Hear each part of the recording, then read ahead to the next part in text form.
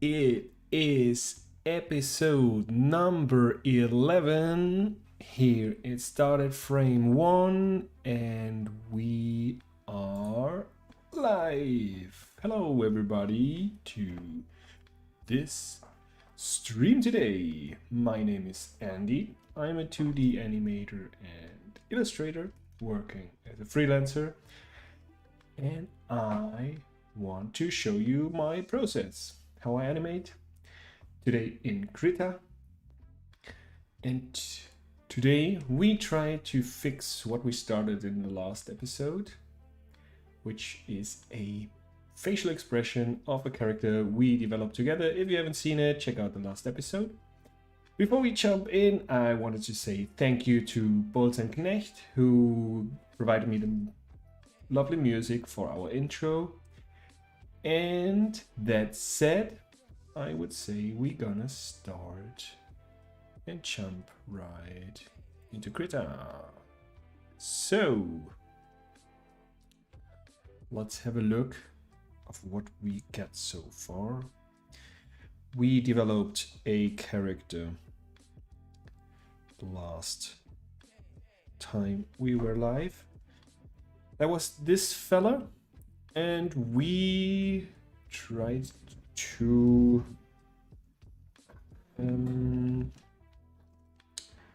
experiment a little bit with facial expressions, as I've never done it, and as we were already developing new characters, I thought, well, we don't have any other agenda or anything that we could animate, so why not try to do facial expressions?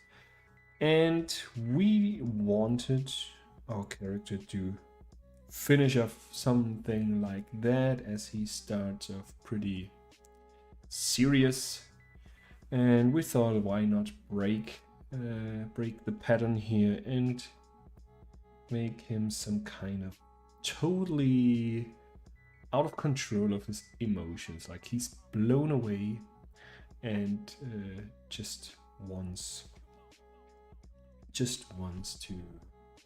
express his happiness, because although you don't see it here, he's a pretty happy fellow. Okay, so what happened last time?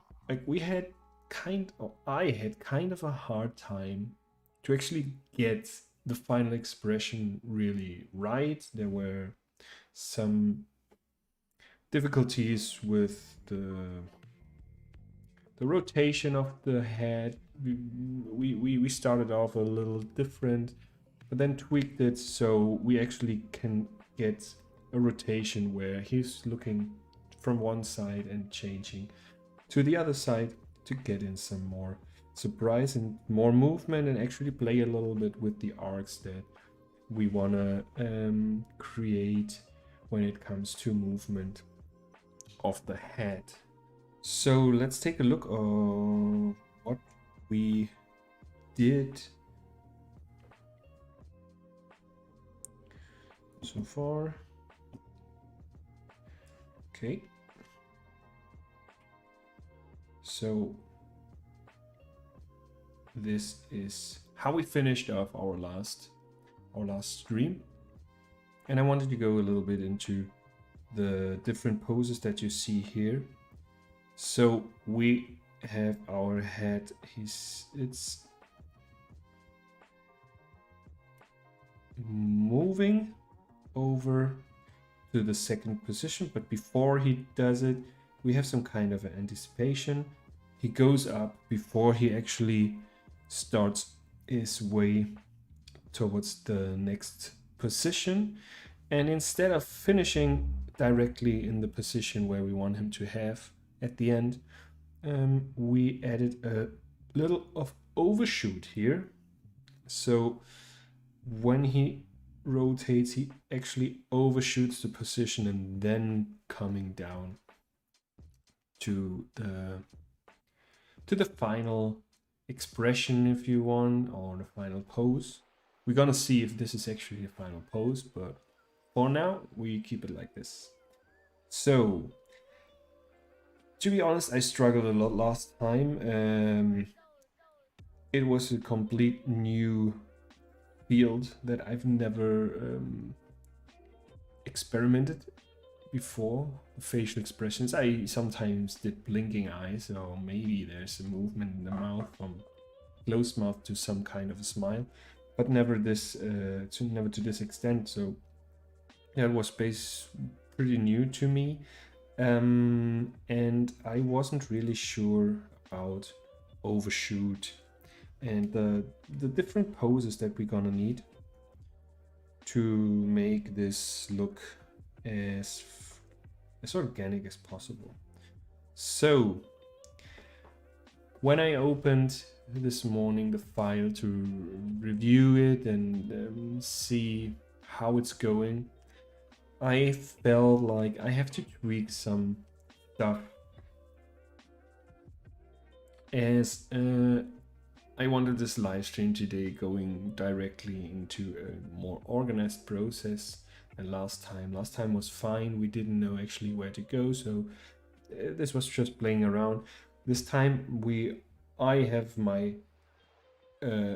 my goal here, so I thought I wanted to have a look to make sure we start off at the right foot today and get everything smoothly done. So what I did, I felt like this pose actually didn't really represent his head from the beginning. I felt there was something off in the head, so, and I felt like I wanted to push the pose even a little bit further, create more arcs in the drawings, so there's more tension, there's more dynamic. And what I did, I actually did a little bit of a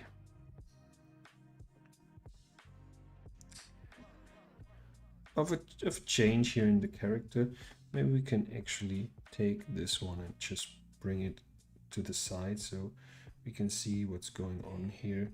And I feel very comfortable with this drawing, so we can continue with our animation. And you see everything is pushing way further into this direction, where apparently something is happening that excites our character quite a bit. So I try to do much more arcing into this direction with all the lines that you see. There's always the intent to bring the dynamic, like when I draw a line, to really define that there is a force driven movement that goes into the right side of the canvas. So that's basically what I wanted to do to prepare for today. Then I felt, after I was really comfortable with that pose, that the initial pose is not really working together with my corrected pose here. So I did as well some little changes here and there in the initial pose. So let's see how this looks. I want to bring maybe the original over here. So I made him a little bit bigger. The head is more or less the same size, but I felt like we needed more neck and the body itself. So now when we switch to our final pose, let's switch to that. I felt like this is working better. Now I have the feeling like we have a little bit of a different on the height, but as I feel like the body here is basically as well stretching out as he shoots up for excitement. I feel all right to have the body a little bit higher. Just want to make sure later that we have everything aligned. So that said, I also tried to add in already a a few in-betweens just with very rough shapes. As I felt too insecure to make it all live, and at least after all, it's kind of a little bit of a pressure. No offense. But yeah, so let's see what I have so far. I have this animation. Well, let's bring it a little bit. Maybe we... So you see what I've done here. I just broke down our drawing to the initial basic shapes. And those shapes, if I open up our last session, just to show everybody who hasn't been joining the last time, how we actually came to this head. No. Was it that one? I felt like I saved one. I think it was that one. It's a little bit off here. It's not lying on top of it, but actually the exercise that we started doing was create a random composition of 3 shapes like you see here and draw on top of them and create different kind of heads. And maybe you say, well, that's not really the shape that you see beneath. That's not the idea. We don't need to capture the whole shape of the composition of the 3 shapes. I just use that to get started and get some ideas going. And once I see something in that shape, well, it's a reference. So who's out there to say we have to stick with those shapes? So this is basically just a little game. I really enjoy to get started whenever I don't really know what to do. Well, I draw heads. So those shapes help me a lot in the animation process, as I first want to really get those shapes right, make the squash and stretch and all that stuff to work. And let me see, I feel like I need to switch a little bit my microphone as I'm not really seeing the chats here. So, also want to make sure everything is working correctly here. We stream, okay? I think there's audio. There is, oh, everything so far. Regarding the software, we are still in KRITA, as it seems to develop our go-to tool now. We tried it a few streams and it's pretty cool. Today, actually, I was wondering if we could try to add in some sound, because I felt there could be some fun with sound. So let me see if you actually can hear this. I'm gonna switch on. Let me see. There could be some fun with sound. So let me see if you actually can hear this. I don't know if you were able to hear that, or if you are just watching outside your window, wondering if there is some weird person outside your window. No, I put in this little... Hey, Jack! Nice to read you. How are you doing? So you can hear it. All right, perfect.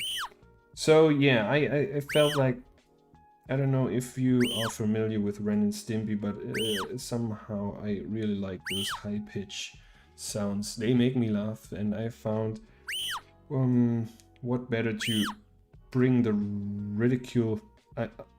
I'll mute it again. Okay, sorry for that.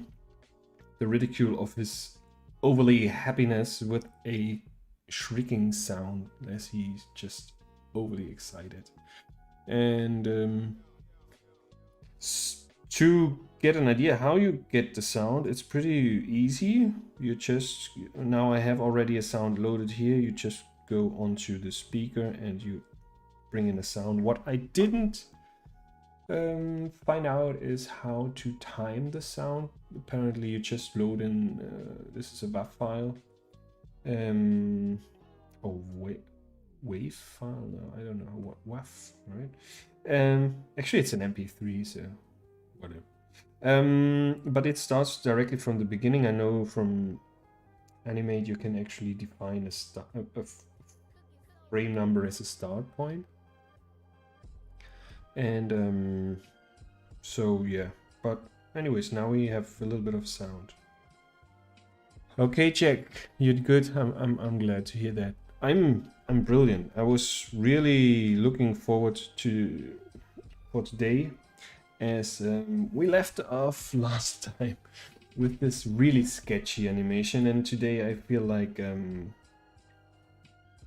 we're getting to towards a result where I feel like I can be happy, considering that's the first time we are doing facial expression. So let's see. So I already worked out this overshoot. Well, not this overshoot.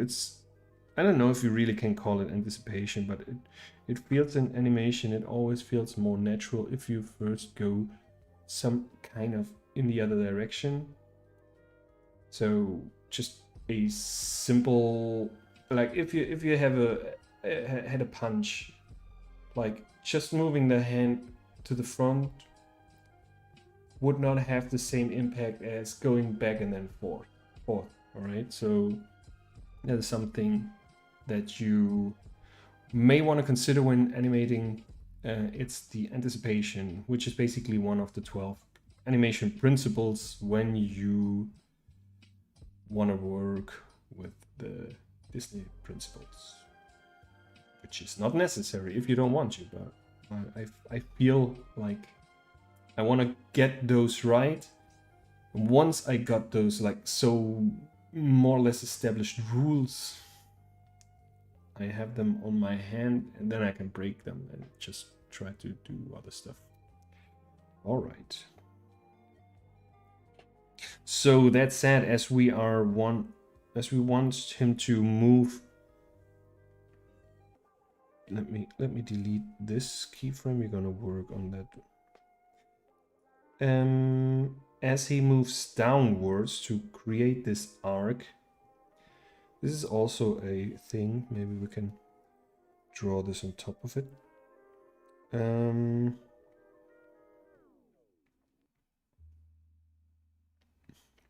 Let's bring in our drawings. Do we have them? So what I want to do with the movement of the head, I don't want to. Here we have our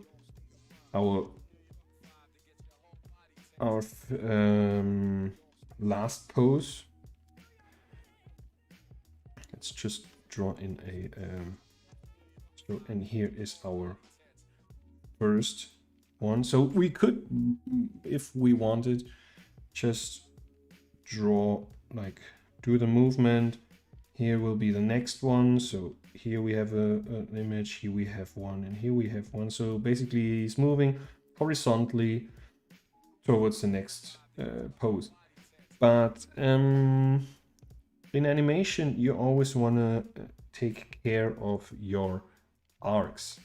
And therefore, to make it even more dynamic, I wanted to do a kind of a curve here. So I wanted to get something like that. So now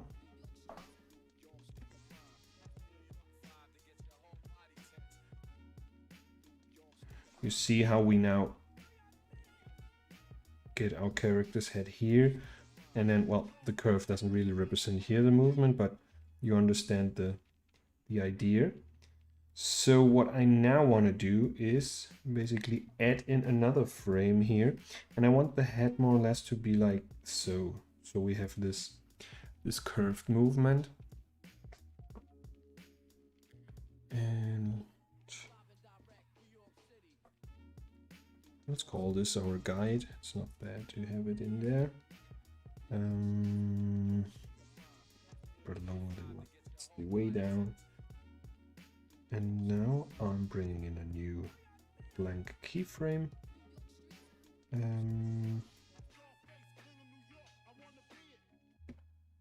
So I want to activate the onion skin. I want to see where my next pose is, where my previous pose was. And now I'm gonna start off with really basic shapes. So I have my one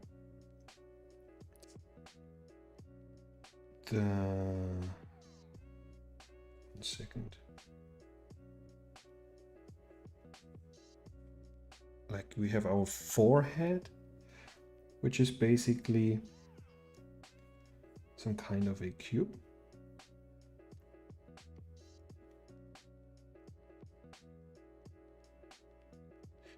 And here, now I have to take, well, we do a first test, as I don't know if the position here gonna work out, or if we do it, have to push it a little bit further out. And that's where actually the geometric shapes come in pretty handy. Okay, see, this is our center face, if you want, like more or less we have here our eye line, and this is our jaw.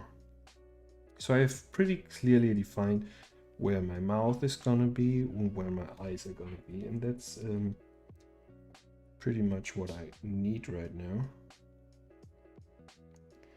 Feels a little bit too small, as if you check out the size of the head, the arc is also moving towards us, like he's getting bigger and then moving into this direction.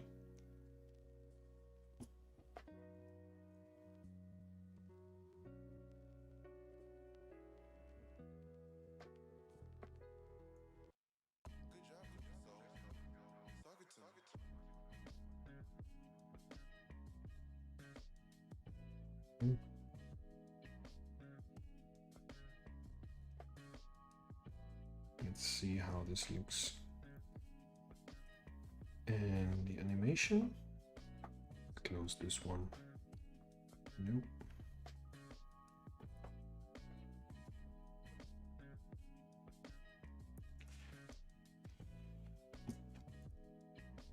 I think that's something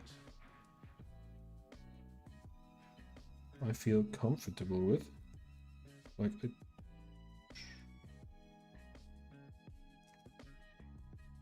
Yeah, I think the position of the head is all right. Now we're gonna bring in the body.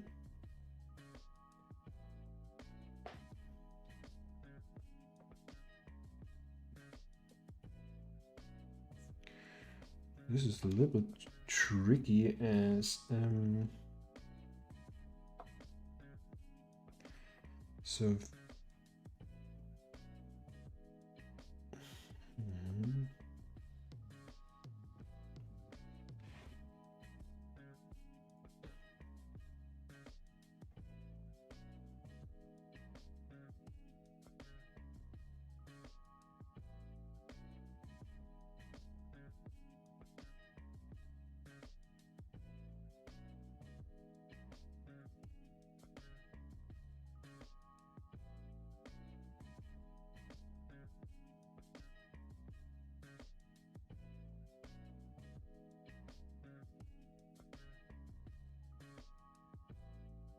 okay, so now with that part being set,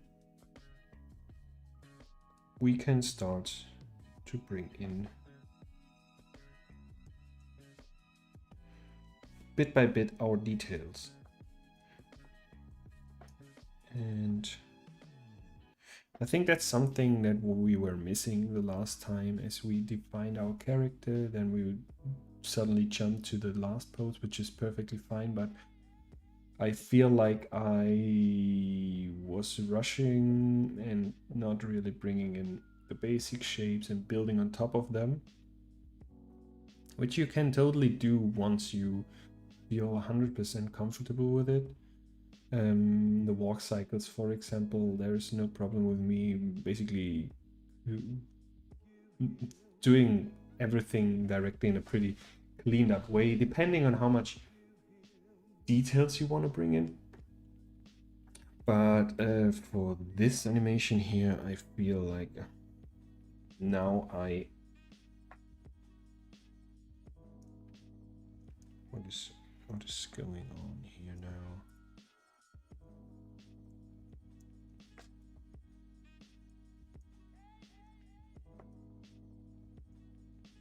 Okay, somehow my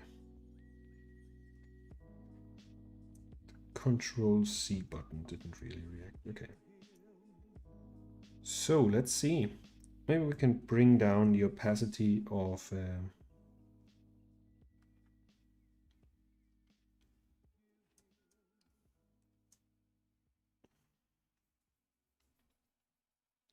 our lines.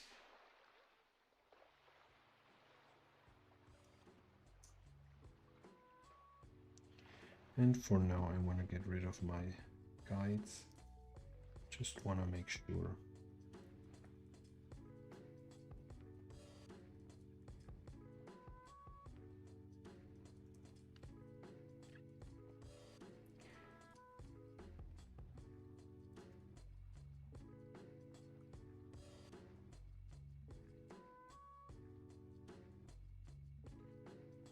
And I want to see the previous pose. Okay. I think now we are set. And can actually start with the drawing. The relaxing part.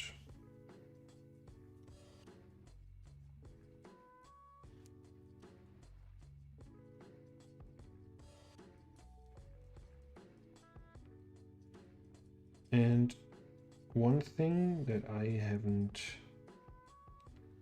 discussed so far is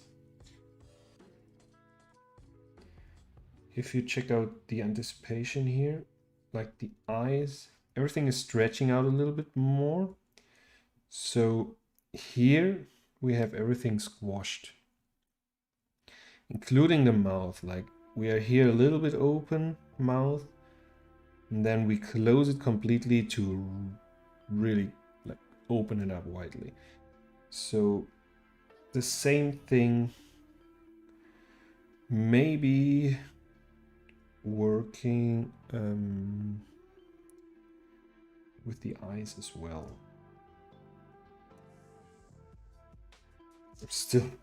I'm still a little shaky on the different tools here.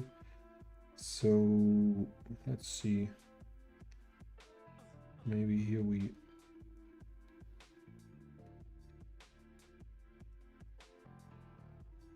some, like we have the eyes squinted. The eyebrows start to come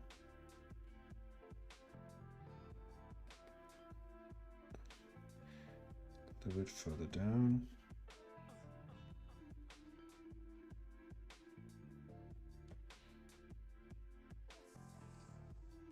Okay, and our nose.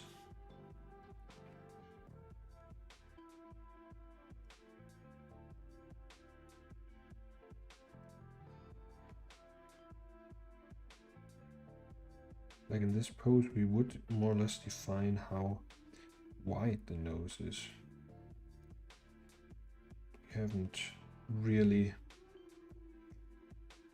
drawn the perspective on the face where we see the whole width of the nose, as we always like some kind of from the side, so you don't really see how wide it is. I feel those eyes could be a little bit more apart from each other.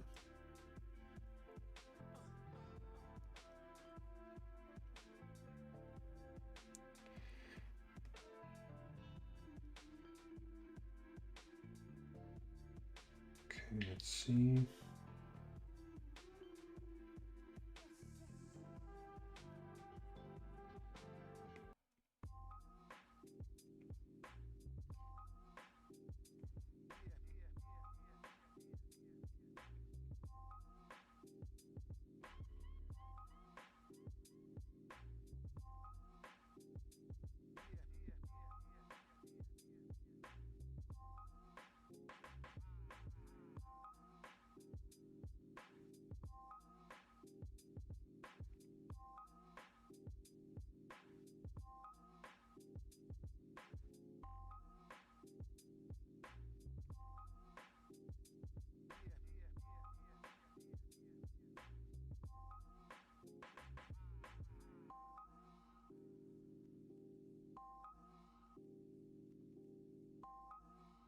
Now I'm thinking of the mustache, as we are having now a very fast movement. The mustache could actually be dragging behind. Wondering how this side would look like if we pushed it a little bit. I'm gonna see if this works. If this works. Oh, also very cool feature here again in KRITA is with the shift and just moving your mouse, or in my case the pen, widens or narrows the tip of your pen, which is pretty helpful instead of right clicking and adjusting your tip, the size of the tip, because it feels way more, well, I don't know, organic or naturally, because where the hell would you do that in a natural environment, like talking about real life? But maybe that's exactly the point. Like, as I already draw digitally, those are things that help out a lot compared to analog drawing, where you would have to put down your pen and you need the same pen in different shapes and sizes. Here you have it all in one, but you want to have easy access to all these adjustments.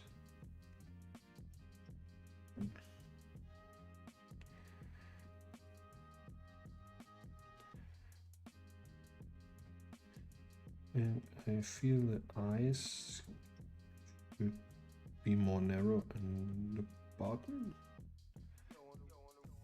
Like those are his more like the characteristics of his face. We want to preserve that to make sure that he looks the same throughout the whole animation.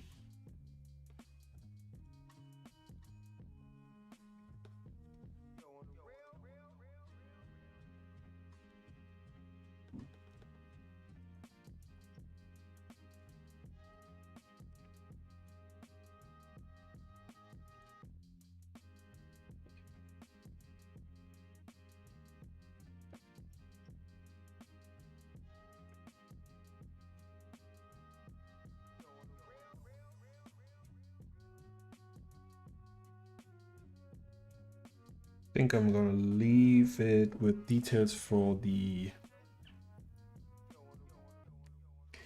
head for now,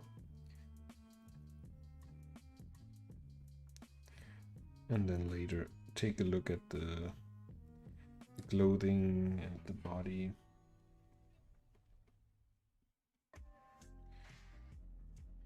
And I don't know if you've seen it, but I've finished off, or I posted our kickflip animation.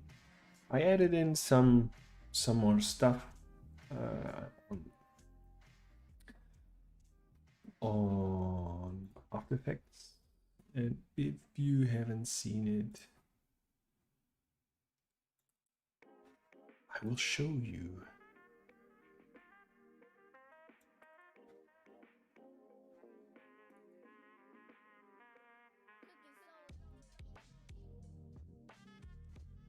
So, let's see.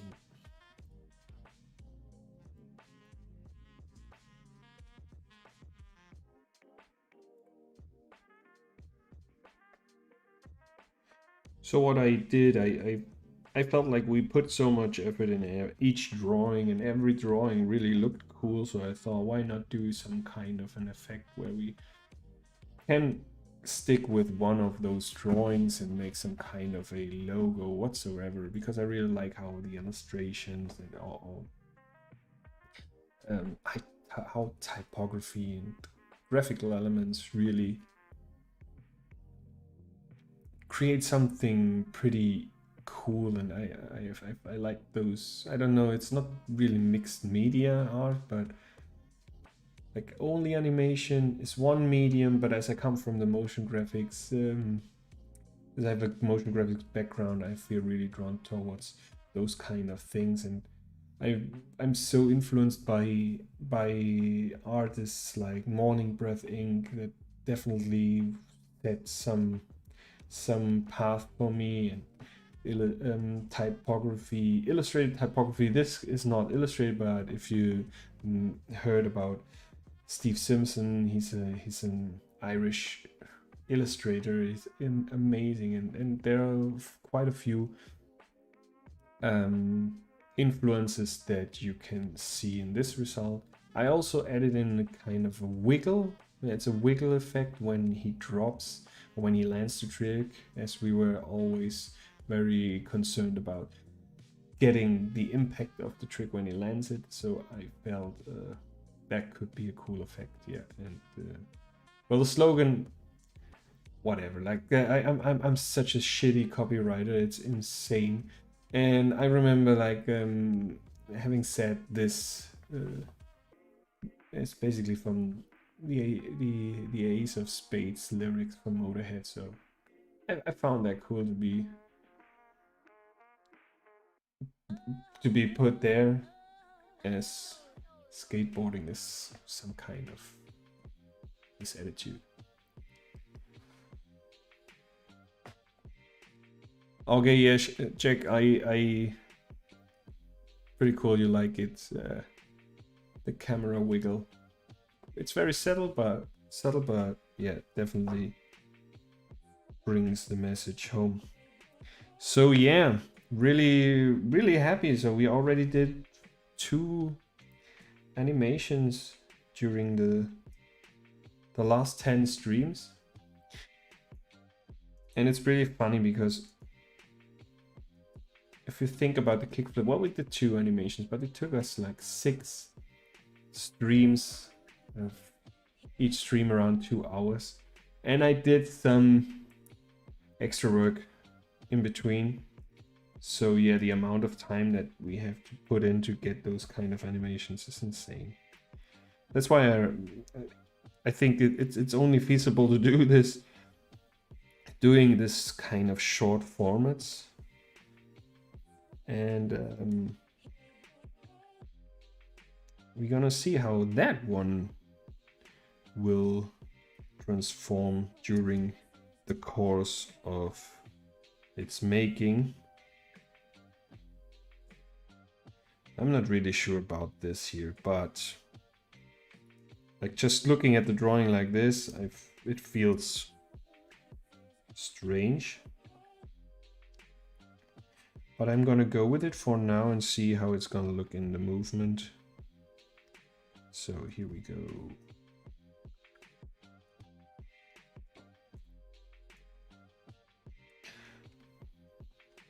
Raise a little bit the lines.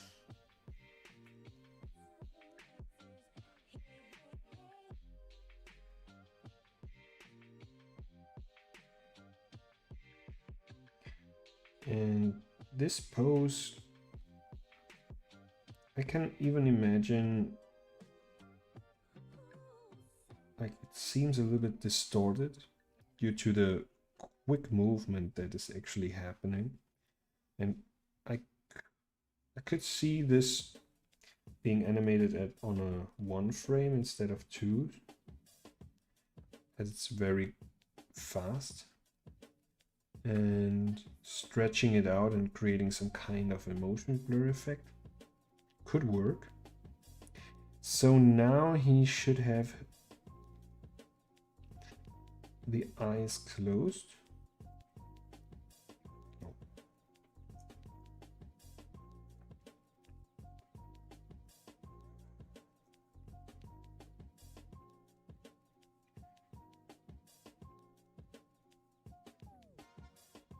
And the mouth as well is closed.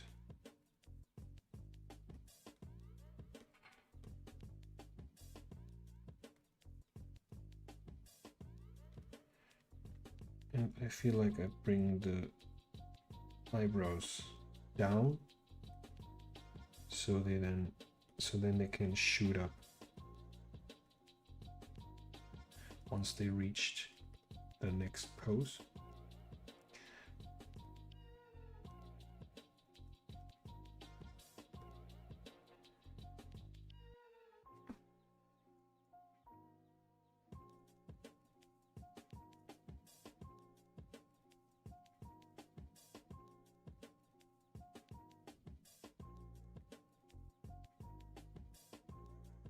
So the mustache here is just flying by.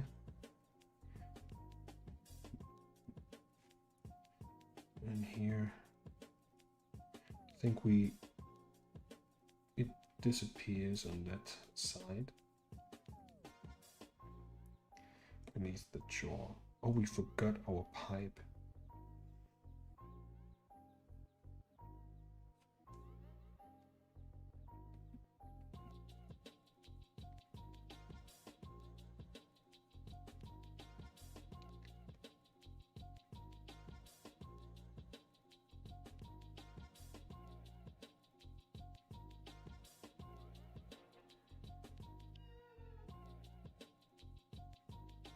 Just put in a little bit of a shading so we can differentiate the different elements in the face on the movement of our sketch.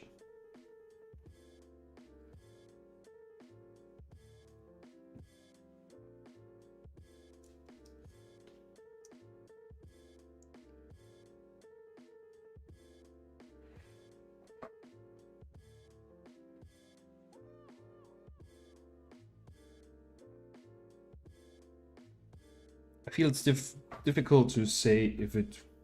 Here's something that bugs me with KRITA. Once I have entered the full screen and I press the enter button, which is where I put my play and stop function, it does weird things. Like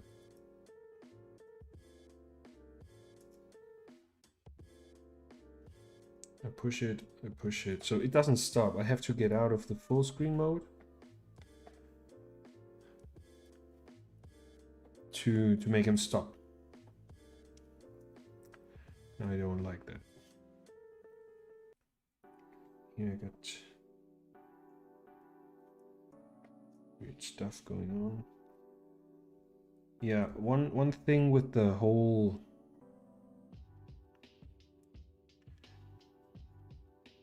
sketchy drawing style and just defining certain things, all on the other side feels like it makes it difficult to at that point see specific errors, because it's very loose, everything, and I really can see if there's everything working. It seems so, but you never know.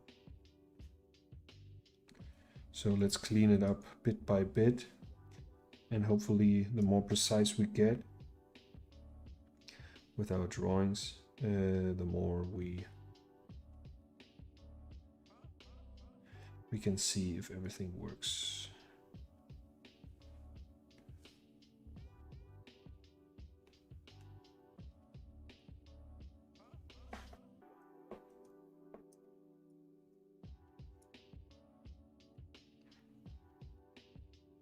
So here again, the mustache is dragging behind.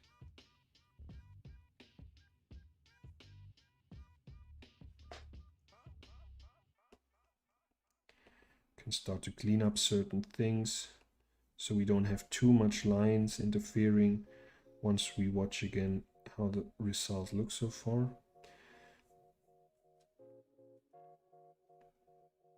That may probably be as well a problem here.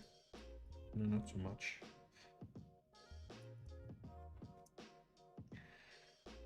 So now the eyes are starting to open up.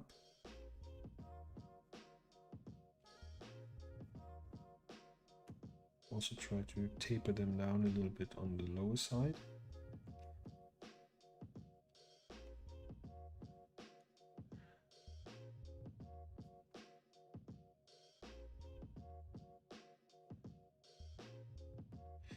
And already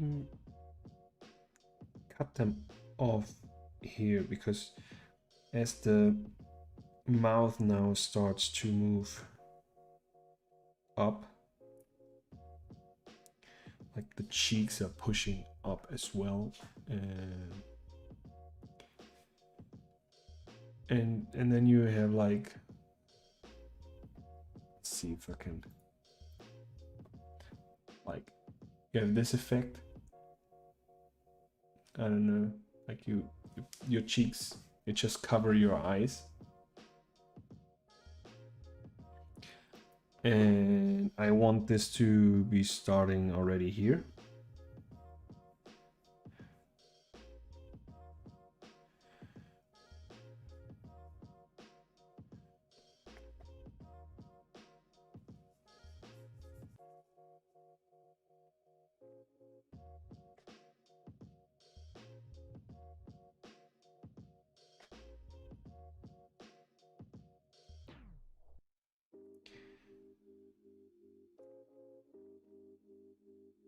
And here's something I'm not really sure how to tackle that, because now I don't really have a reference for the nose size and so, because here we are closer to the camera, so it's bigger, and I want to make sure that we don't get out of proportions, and make sure we're gonna have a smooth transition towards our last pose. And what can happen now, which is basically the straightforward technique of animation, where you just refer to a previous image, but we want to have our last pose always as a reference, to make sure we hit that pose afterwards. So if my nose gets bigger and bigger all the time, okay, I had my touch screen function still activated on the tablet. So let's see, maybe this is 1, 2, 3, and here once again, like, KRITA is helping so much with this onion skin function, which I start to really like. And in Photoshop, as you only have this adaptation for frame by frame animation, what's called hand-drawn animation if you want, you don't have this kind of options, and I suppose you always find a way to work around it, but in this specific case, for example, it's super helpful So now I can see, although it's still like 3 images ahead, I can already see where I want to get to. So I check the nose.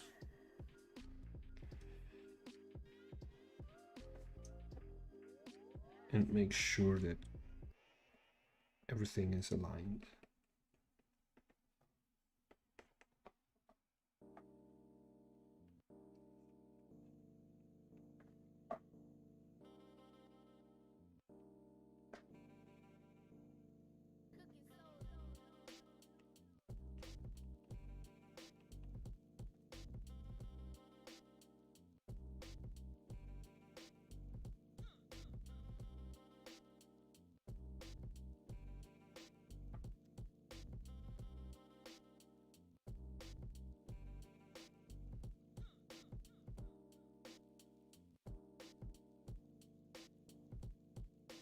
Oh, I started a pretty cool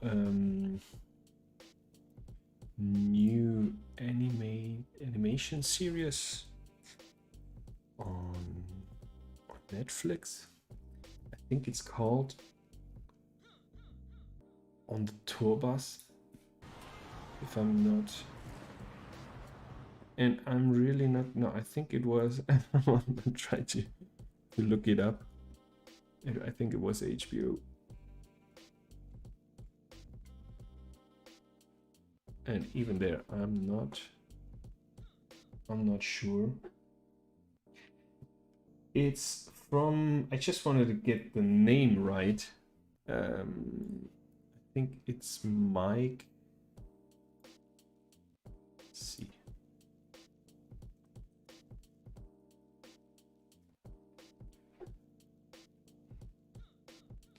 Mike Judge, which is the creator, the father of Beavis and Butthead. And he has a pretty cool new series. And it is called On the Bus, on the Tour Bus. And it's basically portraits of musicians and little anecdotes of them. And it is pretty cool. Like the animation style is completely different. As they don't use nearly any of the animation principles. Like if you look at Beavis and Butthead, this is just so basic animation. Because I saw an interview with Mike Judge where it basically he did everything, and he didn't even consider himself as an animator. He's just a comedian, and animation seemed like a good medium for him to bring home his jokes. And I started to watch Beavis and Butthead episodes after I saw the interview, and I was blown away on how basic they actually are, these animations. Like in my mind, they seemed like I think it was a little bit before my time, so I started Beavis and Butthead with the Beavis and Butthead are doing America, I think it's called, the movie. And obviously there's way more animation going on than on the initial MTV segments, I would say. I don't know if you would argue and say that there's actually a series. I don't think so. Well, at least that was what I found on the internet. So yeah, and just 2 days later I saw this series and felt like, oh, well, that name somehow there's ringing a bell. And yeah, Mike Judge is the name.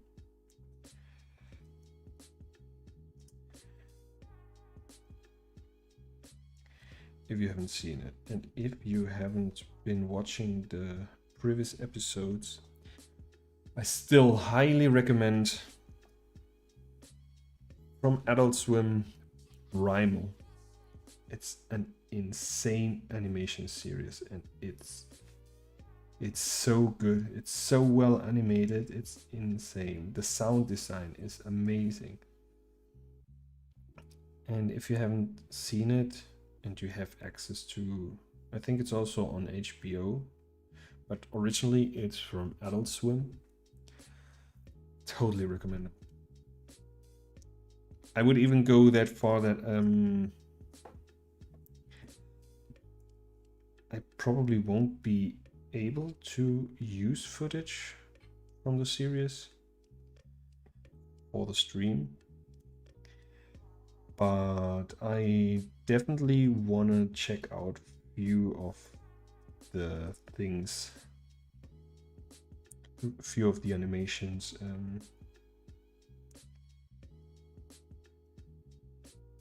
Sorry, I don't see anything because it's only the number 3 and we are already.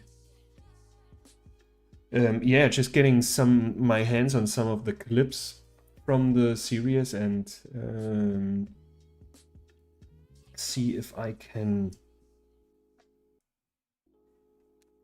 reverse, how do you call it, reverse engineer some of the animations, actually analyze how they work with the pace, with the speed, spacing, and all that stuff. Jordinho in the house. Hello, my friend.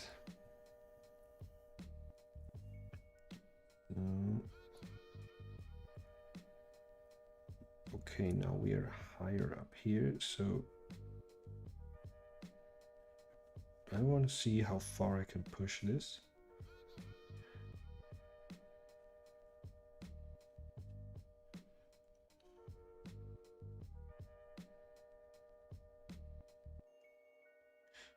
Okay.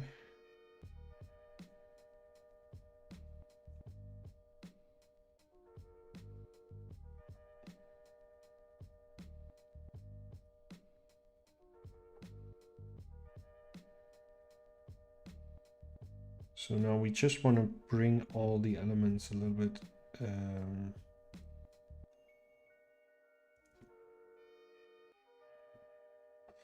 here. The mustache is still wanted to be pretty much dragging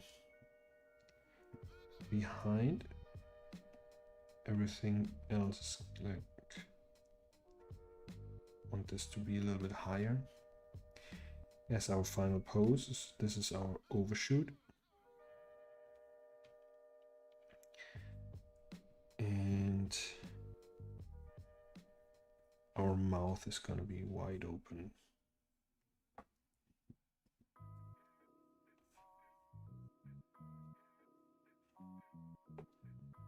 Okay. Let's see. Analyzing animation sounds like a cool stream idea. It would definitely, like, but there is supposedly the problem with the copyright. There are so many things I would like to do on the stream, but protection of the artist is something very important, and I'm a big fan of that. Maybe we can do that once the channel hits like 5 million viewers and those people consider me reviewing their animation as some kind of a publicity. So, what a good segue into my selling part, where I tell you how important it is to subscribe or like this video, this channel, this whatsoever. Like, every like brings this channel further. Now we have a goal. We want to have so many subscribers that we're actually gonna be, that they allow us to analyze other animations because they think it's a great exposure. Exposure is the new currency of the of the creatives. Those, I don't know if you had this case, but I had a bunch of emails where people were just telling me about their new platform or whatsoever, and they really like my work and they would love to post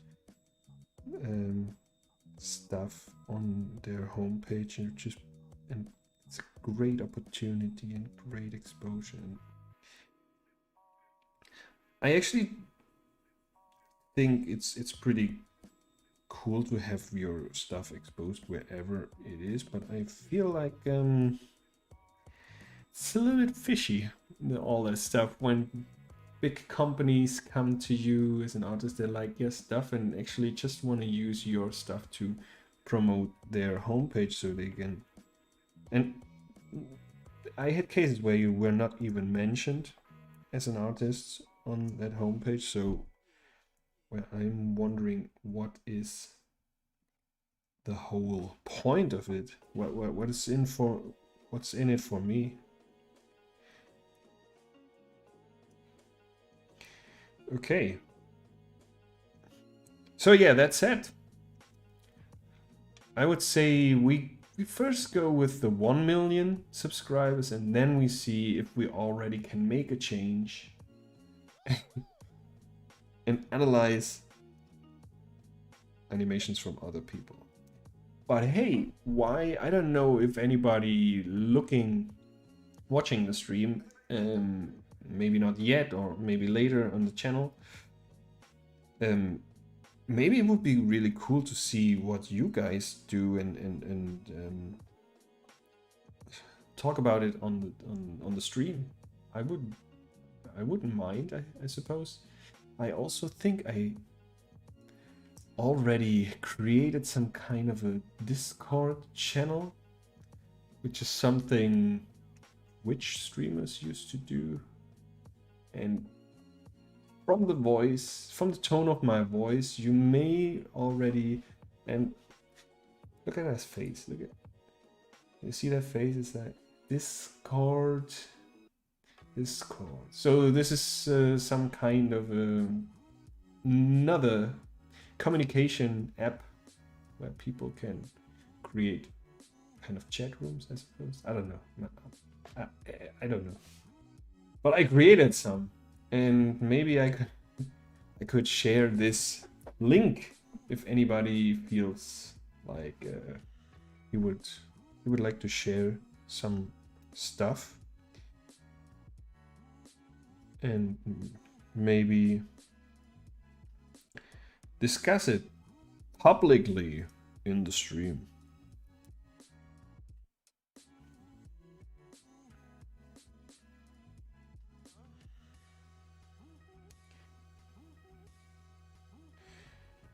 So, all right. So now this is our overshoot. This is our final pose. But before we reach the final pose, we go from an overshoot a little low again and then go up. So we have a little bouncy bounce going on, which again is basically just a little, like the principle is the same from the bouncing ball, for example. That's why it's pretty cool to do bouncing ball animations, especially when you start animating frame by frame. Just animate a bouncing ball. Seems so easy, but do it. And you may figure out it's not that easy at all. So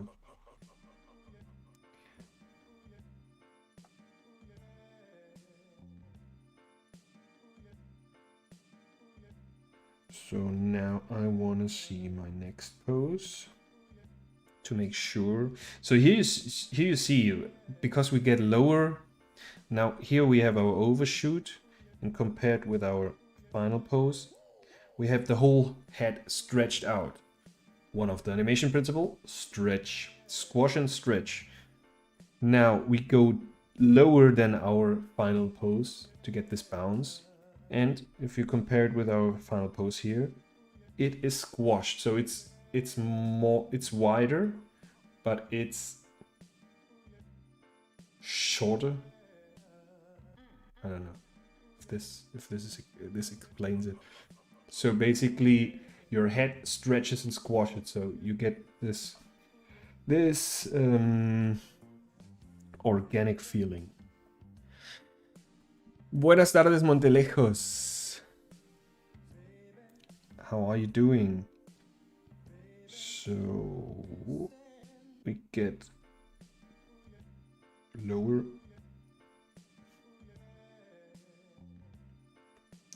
And we want to see our next and final pose. So I want to bring this a little bit more to the front. And let's get started.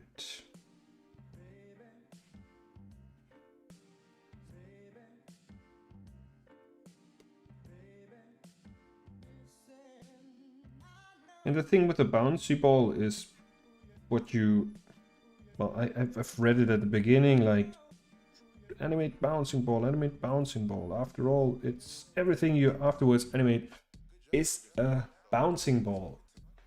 What the hell? How is this supposed to be a bouncing ball? But once you understand the principles, you can actually see the bouncing ball. It's not a bouncing ball, then it's a bouncing square, it's a bouncing rectangle, whatsoever, but you can apply the same principles. And therefore, if you know how to animate a bouncing ball, you may not be able to animate a character. Wait, now this is an important, very deep. If you know how to animate a bouncing ball, you may not know how to animate a character.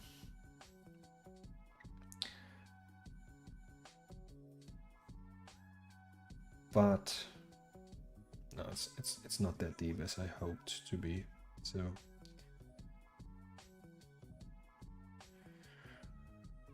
working on my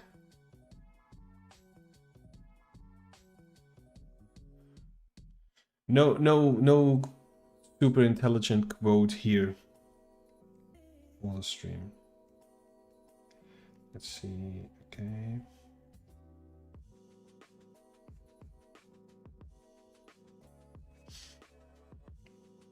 And the mouth will be closed a little bit more, I think. Gonna see it in a bit if it works.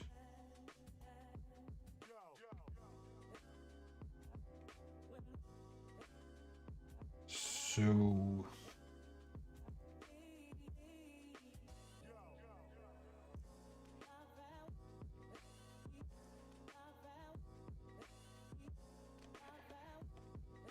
see, get a little bit rid of all the extra lines because it starts to distract. And bring our upper lip.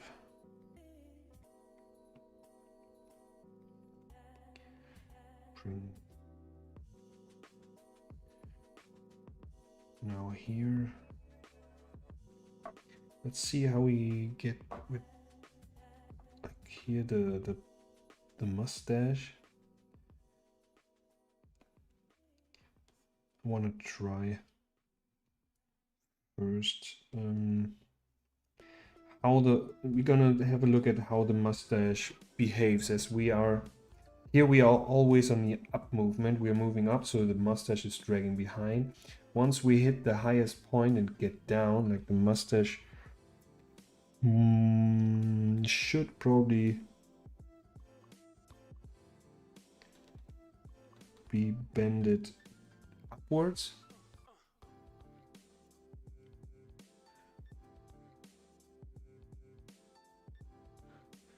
Yeah, Jack says if you think about it, all characters are just really complicated bouncy balls. Yeah, I would agree on that theory. Because, as I said, if it's not a bouncy ball, it's maybe sometimes it's a more squared bouncy ball or a longer bouncy ball, whatever. I like the word bouncy ball. So yeah, that could be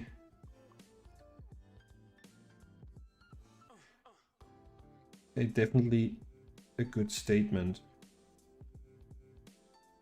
Just do your bouncy ball animation and that's it. I won't discuss it any longer.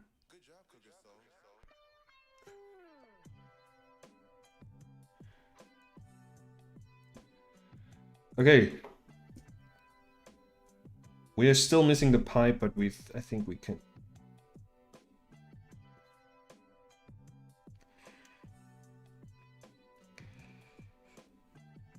And as you see, we have a quite some. It's not all fluent because some of those frames are actually standing for 4 frames, so we should probably put in some in-betweens so we at least be on the animating on the 2s. Especially with the mustache. I think it works fine how it's flopping up and down. But it's only one image, it's just cluck cluck. So maybe want to have more fluent motion in there, which could also be. And the pipe.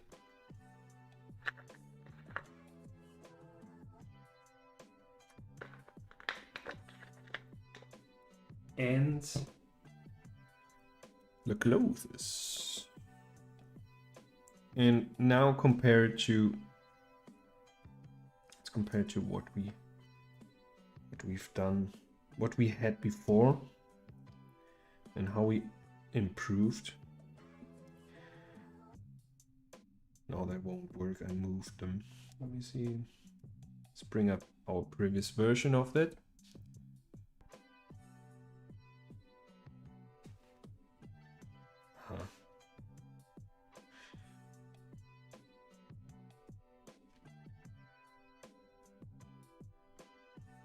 Oh, so I don't know what I've done here. I accidentally opened up the same file. I think I made a mess. Are we still here with our animation? Okay, this is our actual animation. I don't want to have this here, and I save it now. Wow. That got scary. I opened the wrong file. So, that's what we've done the last time.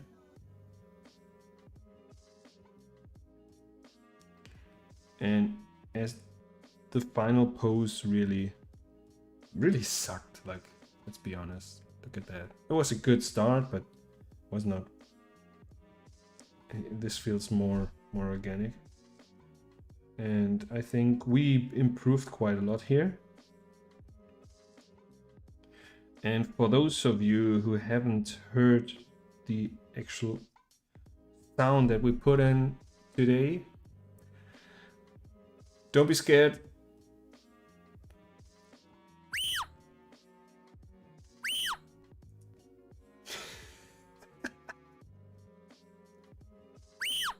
There's something about this high-pitched voices that I cannot handle, and I have to laugh. Like people sneezing in a very high-pitched sound, or yeah, people just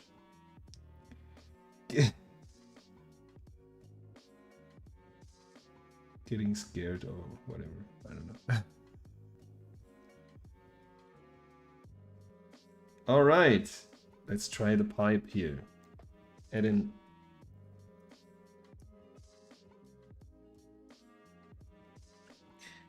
And the pipe is also like I think the mustache and the pipe, they probably would move the same way, like dragging behind here.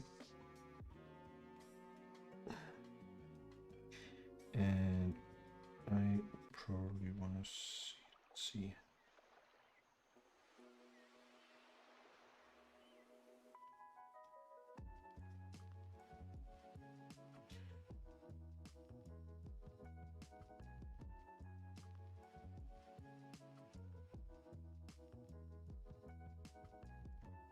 Want to make the perspective right.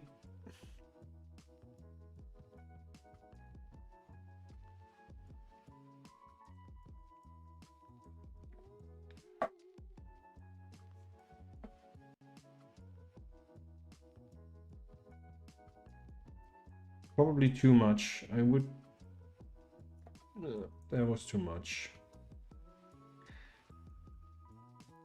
And I can just... Damn it. I don't get enough undos here, so...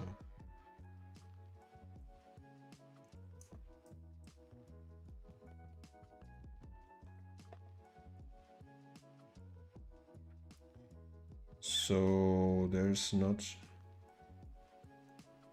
Let's try it a little bit more settle, like...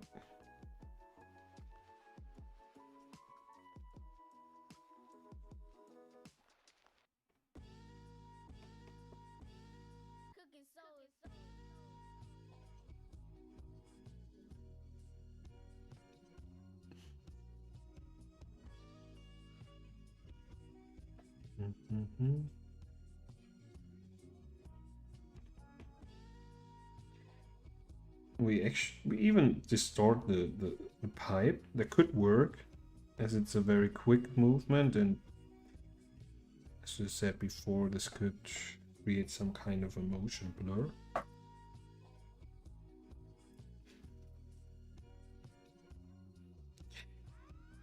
Here, let's see.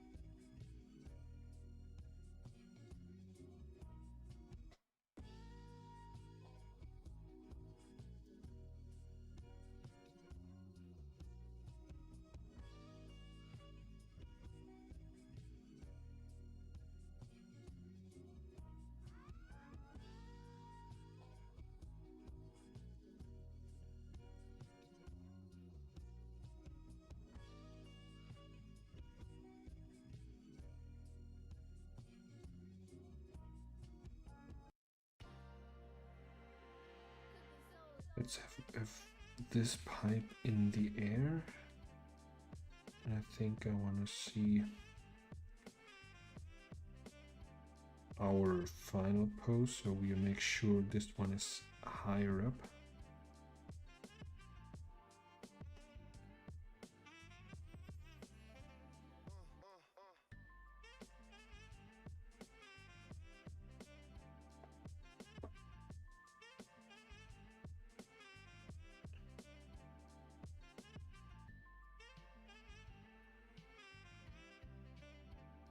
And I suppose it would go even higher up.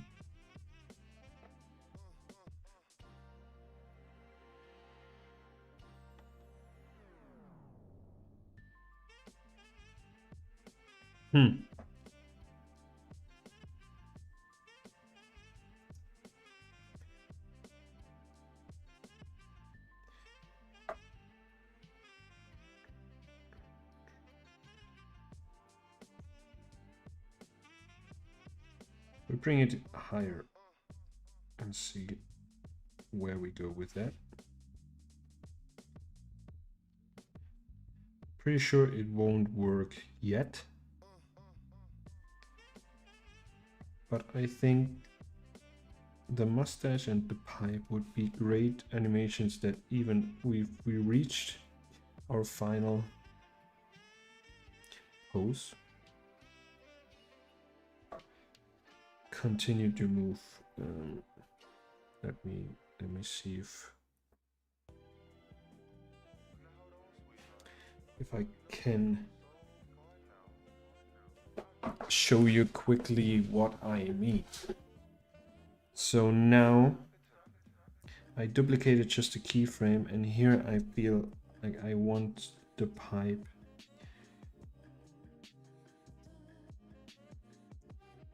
to be just in between those two.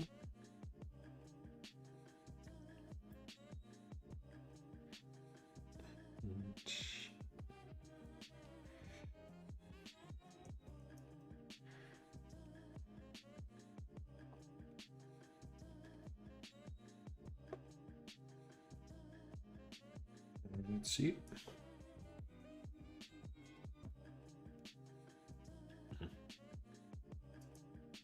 No, not really. I think it's moving away too much from the mouth, and it feels like it's always kind of hooked in there. So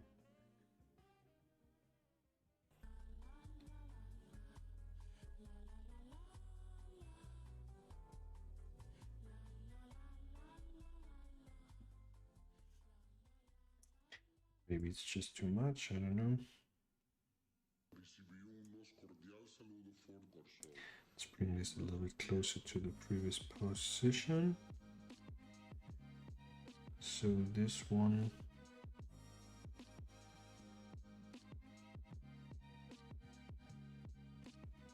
let's see. I copy that keyframe and I put him in here, and I want to take the pipe.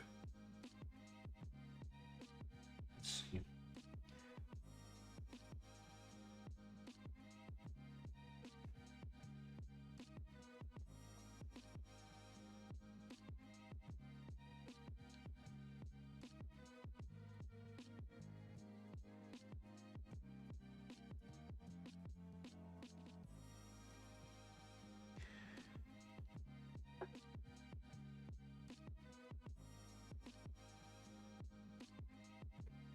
I want to bring the pipe into a separate layer, because I think the pipe is gonna have different timing than our animation here.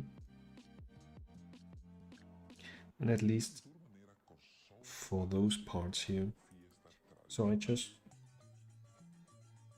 bring down the opacity of our other layers. I call this pipe.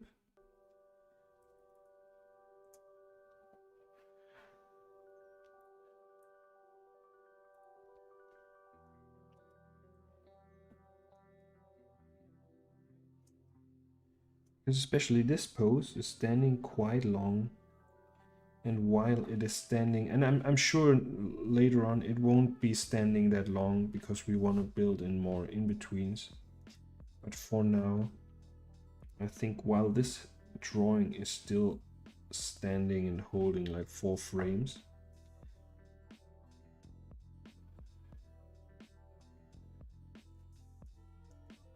I may... So what is happening now? Do I actually have a pipe in here? No, I just drew it again on the same layer.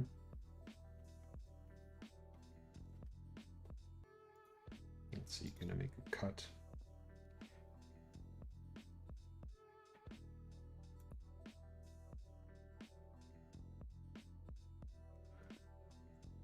Doesn't matter.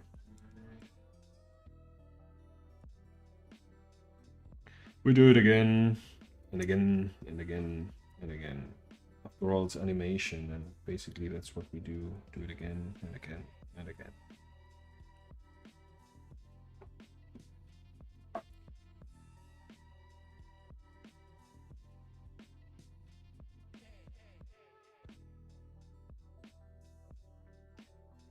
so. Okay. Now we have our pipe on a separate layer and can move it around easily.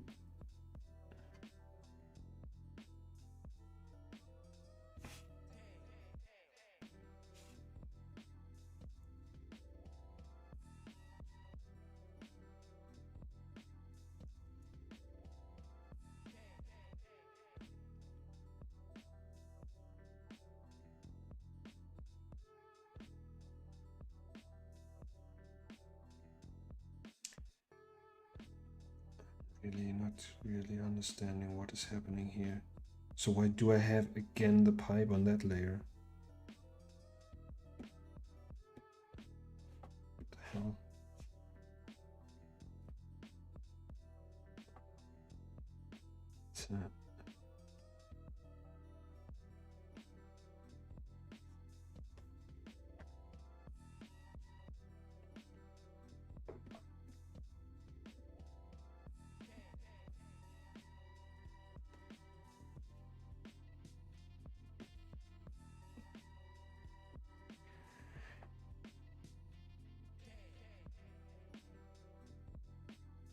Okay. I block the layer.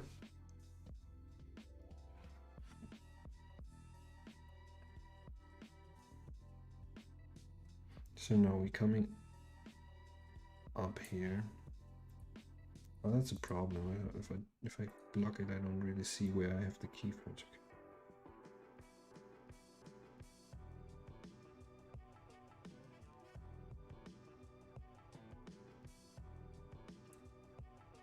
So here we already want to have as well.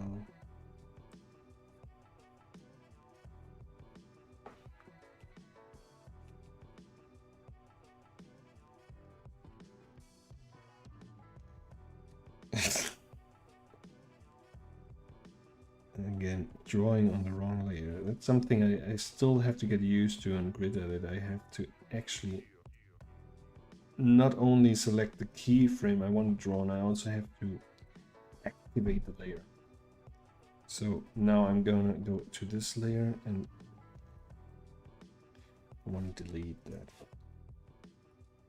And somehow I don't have any. Of course, everybody knows the flamingo.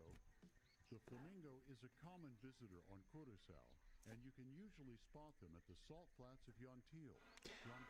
I don't get it. Like, I activated the layer. I activate the keyframe. Or was I just on the wrong?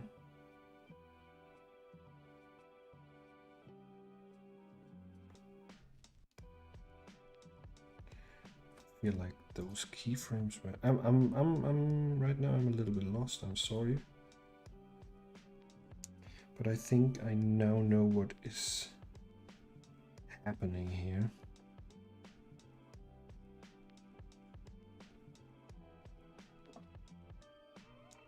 Okay.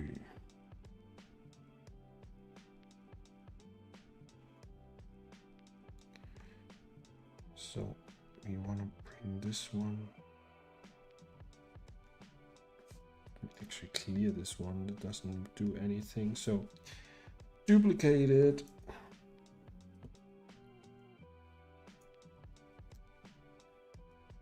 Want to move this a little bit higher.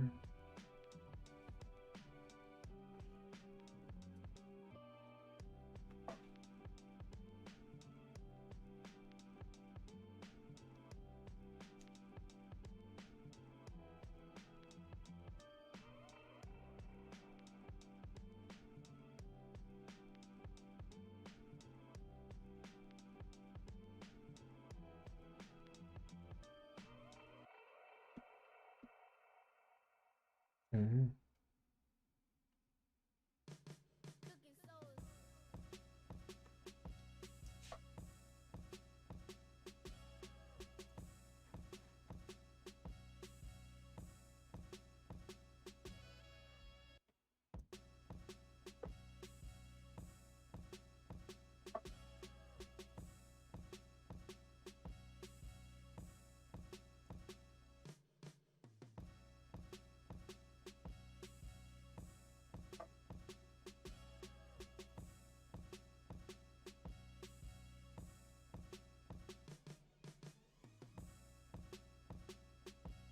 It really is a pain,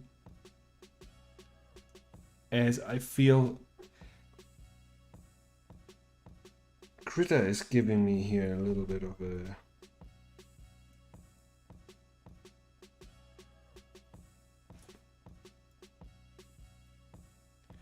an obstacle that I may not understand correctly, but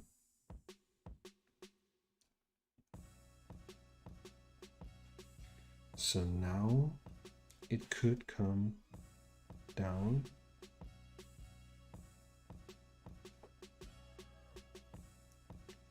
Start.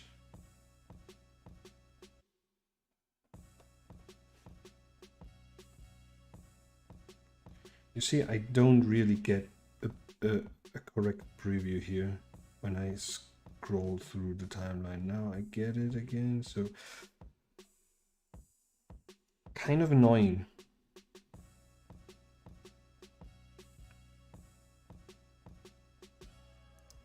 And here I got another pipe drawing that I have to get on the other layer.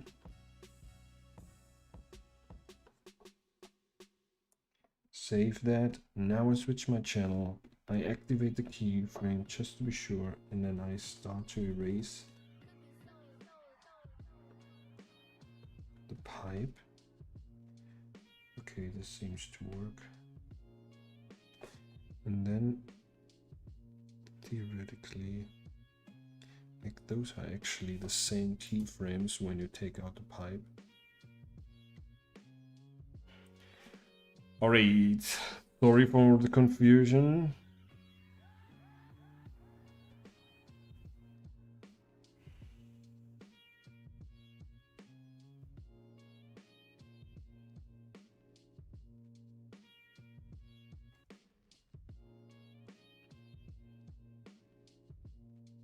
So I would like to, okay, it's blocked. I'd like to put that in here. And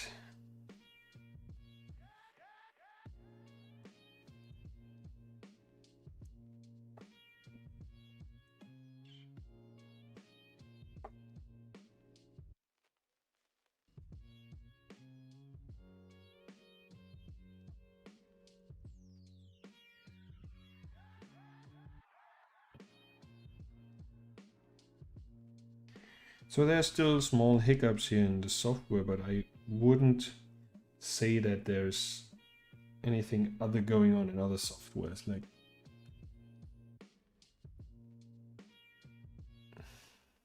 so I hope this makes sense what I did here.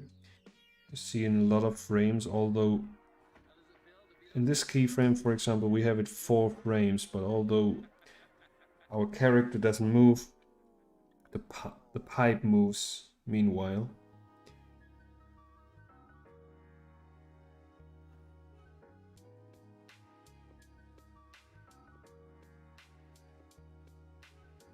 And I think this one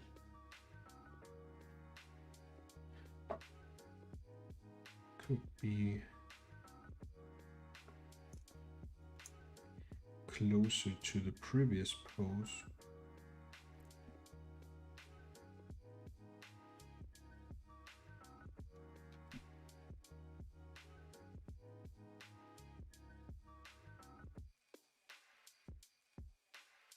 I actually think we already...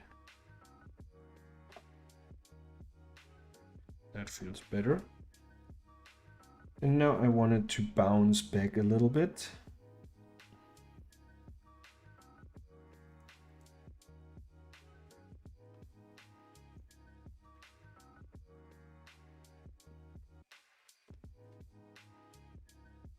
I may want to copy this one, paste it here, and here do a in between, just to slow it down till finally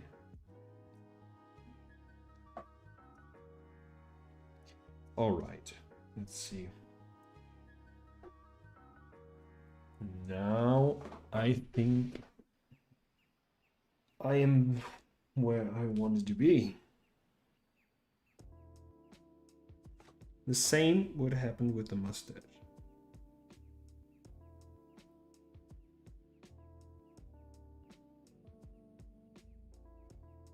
And you see those secondary animation of the pipe just gives much more life to the animation. And you could even get away with less drawings per second if you can bridge those drawings with a element like the pipe and doing that on a higher, like for example here, if you look in the timeline, this frame, this drawing is 4 frames, this drawing is 4 frames.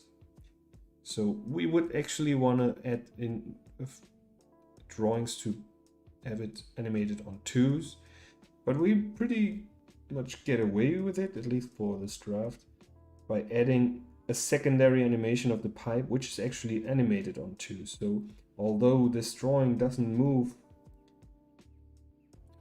during 4 frames, we still have an element that moves and makes the whole animation feel a little bit more natural. But I still think we gonna do the, and let's see.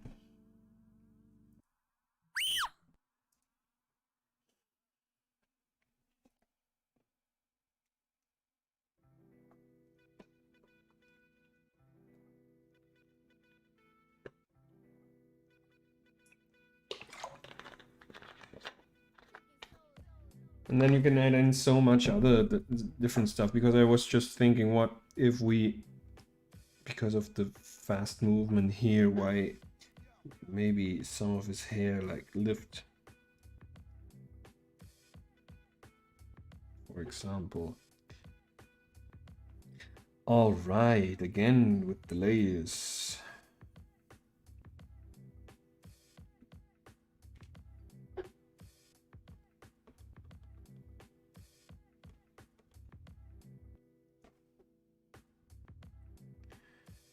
And then you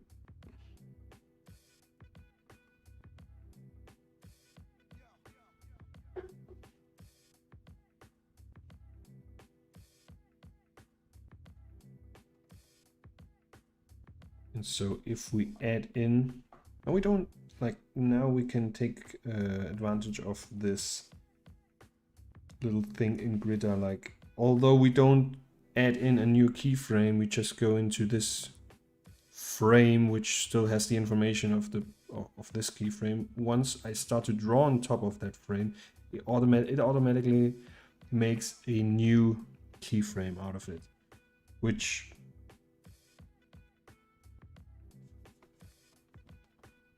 brought me some problems before, but just because I really didn't know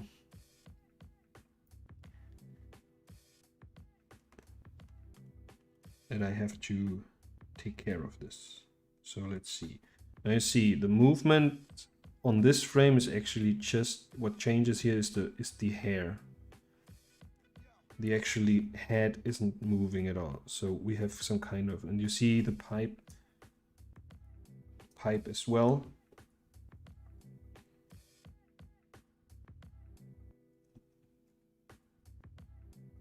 Let's see.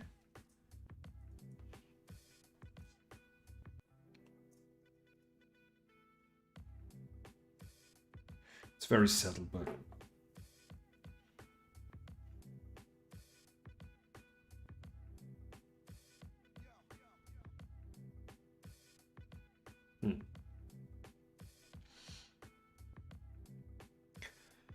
so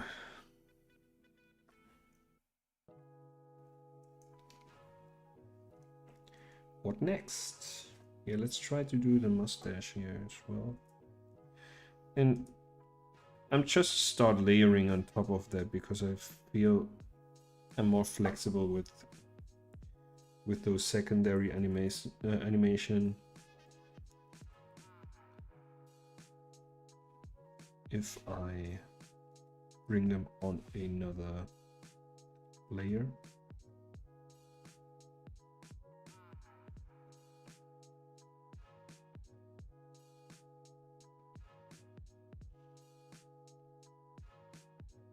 Here we have to define whether or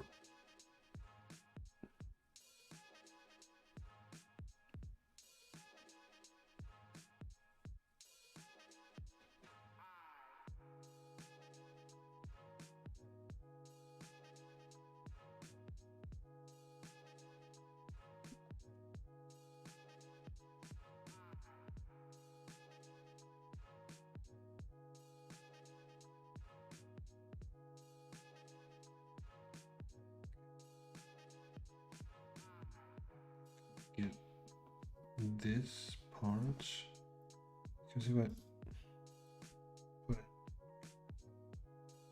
copy selection to new layer is not what I want. I just want to cut. No pixels. Again, the wrong layer.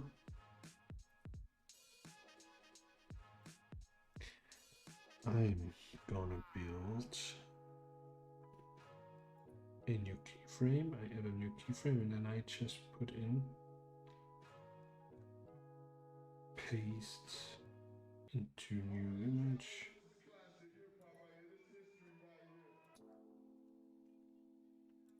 Just paste. Okay, pastes on in place, so it's all right.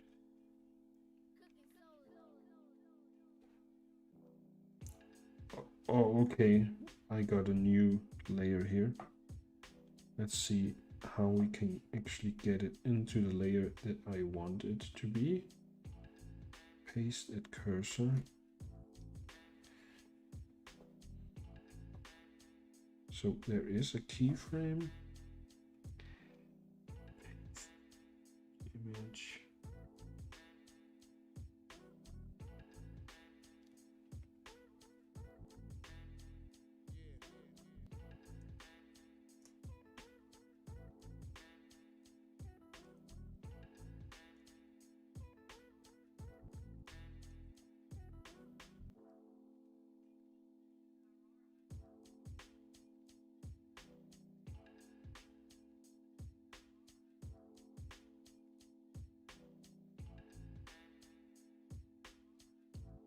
Okay, pasting the new image, it creates actually a new file.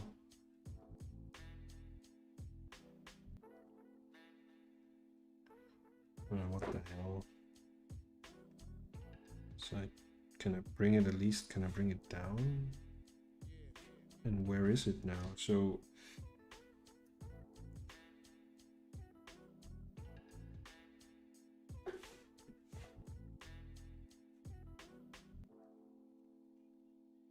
I just paste it. And then can I drag it to the other layer? Then delete this one.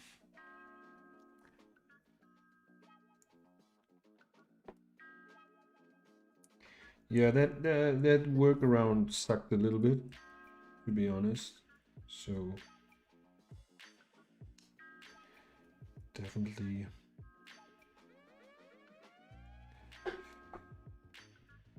room for improvement here for KRITA. So now I want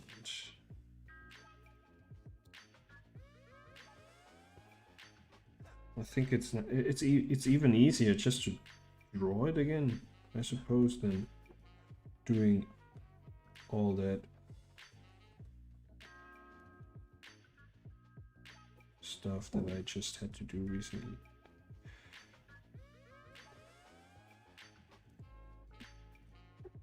Delete.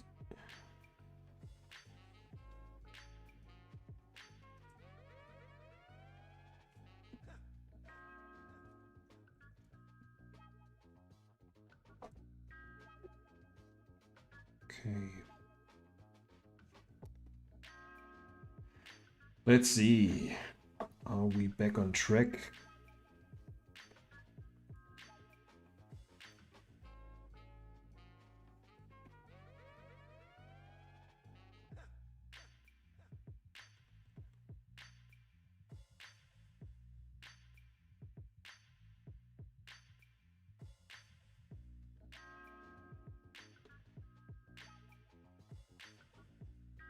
So now the mustache here should start to come down.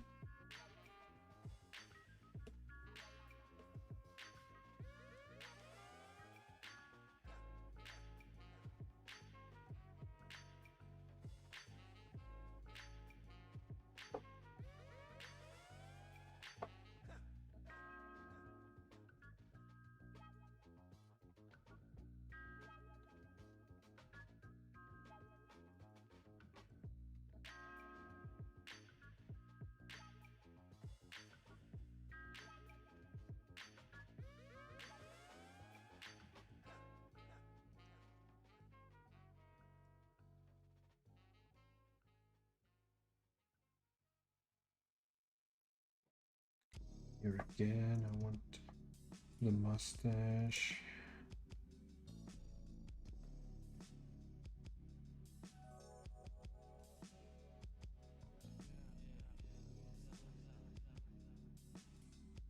Oh, I am on white, okay. Felt like I was erasing, but it was just the color.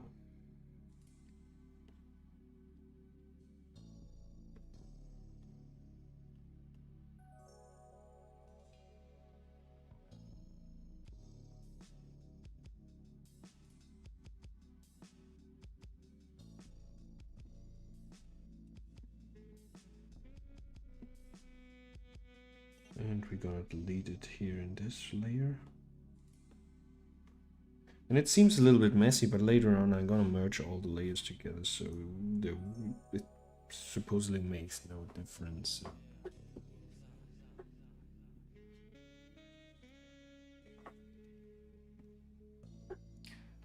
Duplicate it, and then I do slightly change it.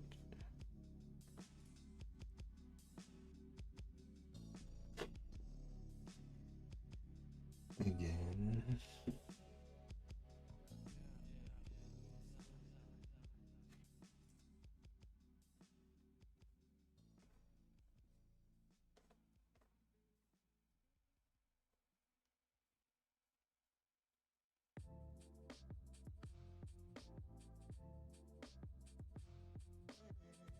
And now just for the test, I'm gonna copy this one.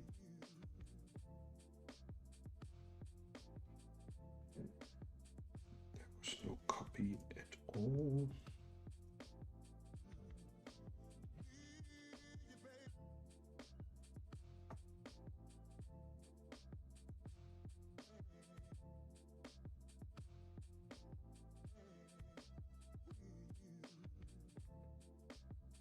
So, well, I just got whatever that mustache got here in the corner.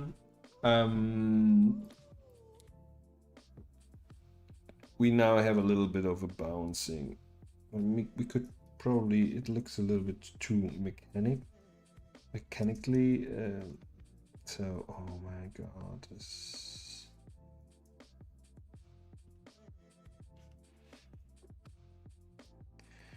So maybe could bring down the whole mustache a little bit.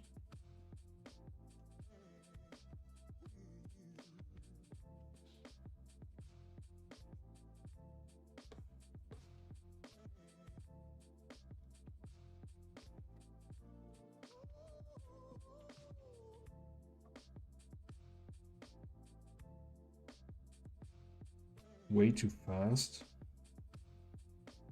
So I want to bring in another in between for the mustache, and just gonna draw in really exactly an in between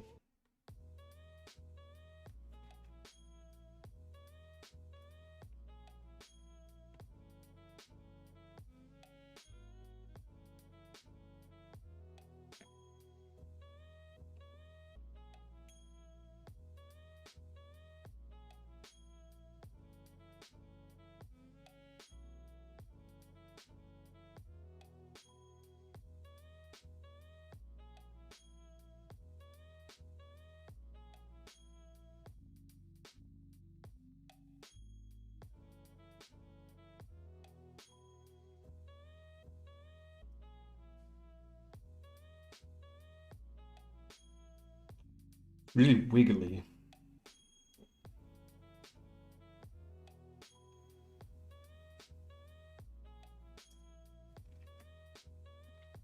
I think I want to tweak that a little bit more.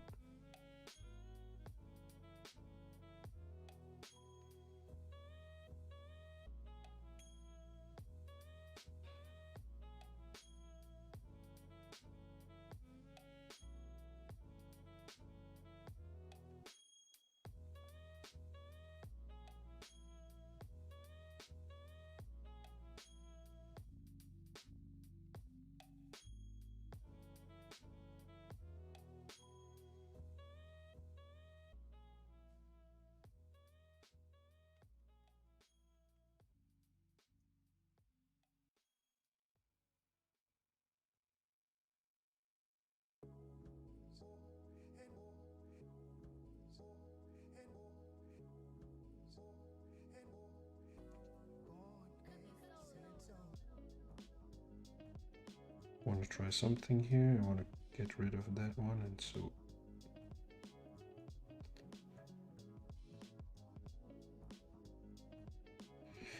and to see if a slower version of that would work, I just add in a few more hold frames.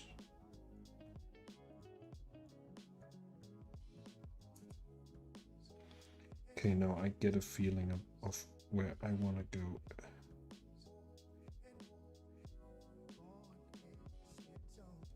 Here I want to have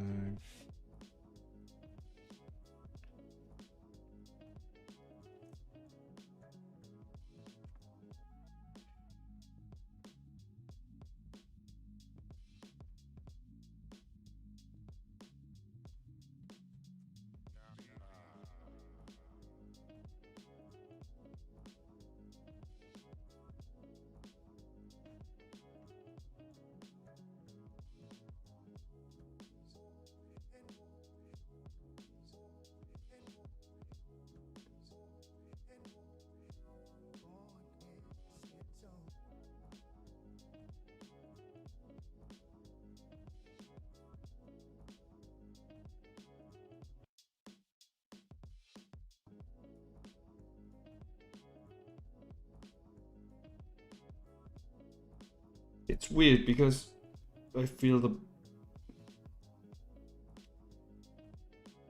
body would have to do as well some kind of a movement here.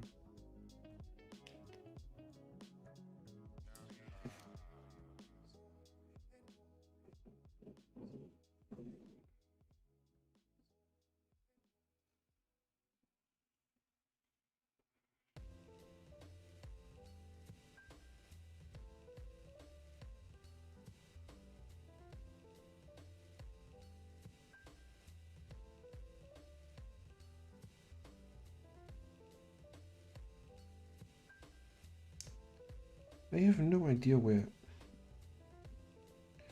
this mustache is sitting. Like I deactivate. It's on the background. No, not even on the background.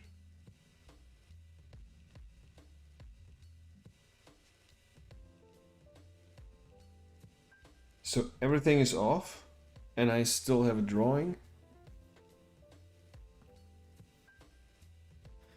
Mr. W, you saw my post on Motion Lovers. Thank you so much for that comment. I really appreciate it. Do you animate on your own? Do you also animate?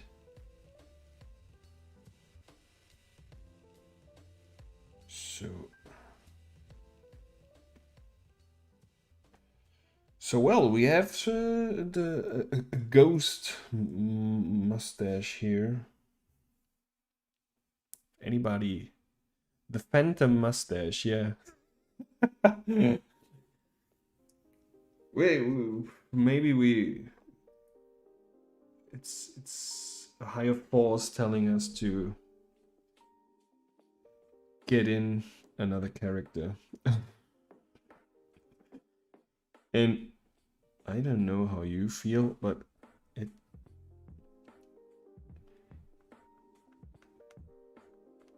actually feels.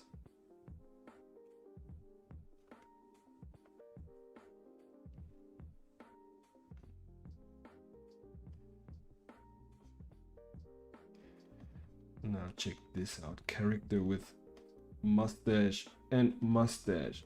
Uh-huh.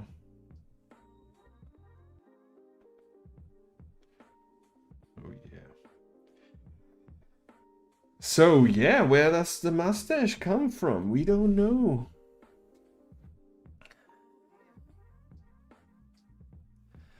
You try frame by frame, but you're not patient. Oh man. I would say that this is definitely one hell of an art form where patience could be very helpful. But I totally get it. The patience. You at least you have to be comfortable to do to do something over and over again. Absolutely. But hey, maybe is there any specific topic you normally animate? Is it characters or do you use some other stuff? Because maybe you can, like if you do the straightforward approach where you actually just take one thing and then build on that and just put another pose without any concern where this is actually going, you don't need that much patience actually, because you just play around. But yeah, I totally get it what you mean. So yeah, let's leave this mustache for now. And let's see how additional in between where we have the 4 frames, maybe we can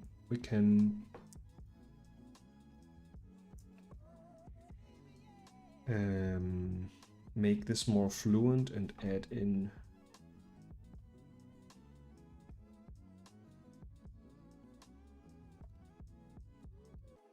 so the thing is here he goes down.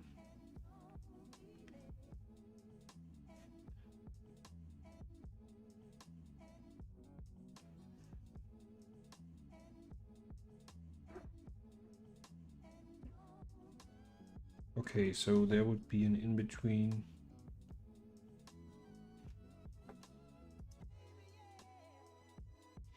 So again, a little thing that's not working on KRITA, and now I just had to activate and or deactivate and reactivate the onion skin so it actually shows something.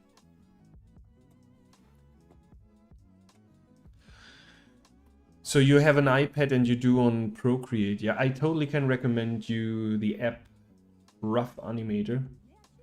Try that one. I think it's way easier than Procreate to actually animate in there.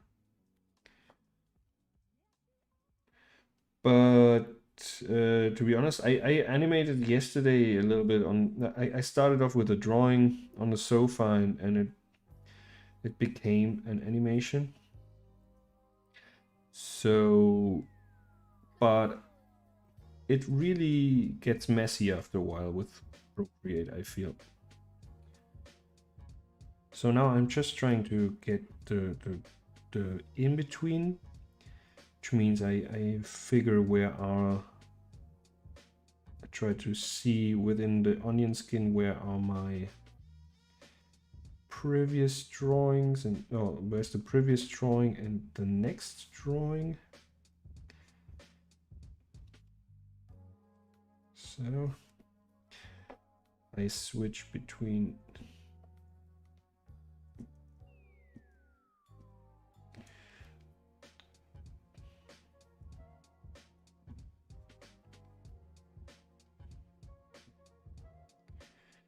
so here it gets a little bit messy as we took out the mustache, and I think I want to draw in like what's beneath the mustache so I get the different poses right.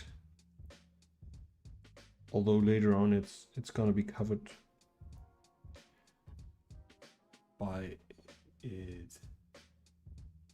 KRITA is a software, yes, exactly. You tried rough animated, but you think the interface is ugly. Well, what can I say to that?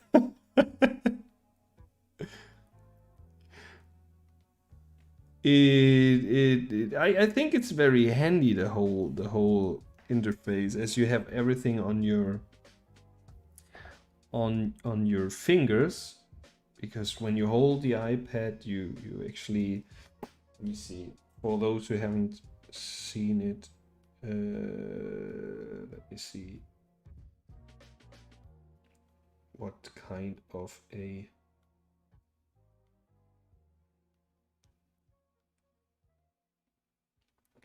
so basically, let's see if I can show this here. Let's switch. I think we're gonna have like really bad reflections of my fancy ring light. So that's the interface of rough animate. And the cool thing is that you have everything on the side where you actually hold the iPad, which is pretty cool. I like a lot. Like now, I'm seeing everything reverse. Like,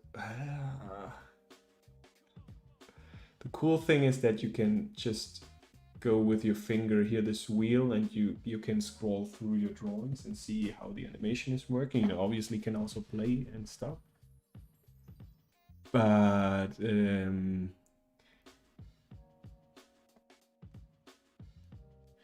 it is not that sophisticated as Procreate. But be honest, like Procreate is an insane app. Like I totally love Procreate. I just don't use it for animation purposes. Or if I use it, I use it just for the cleanup. But yeah, the software is so impressive. And I think, I don't know, Photoshop brought out now a new version. But they did the big mistake at the beginning.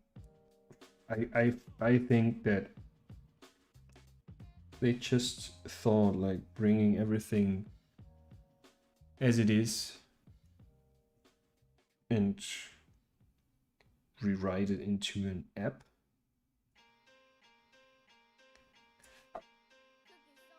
Doesn't make it.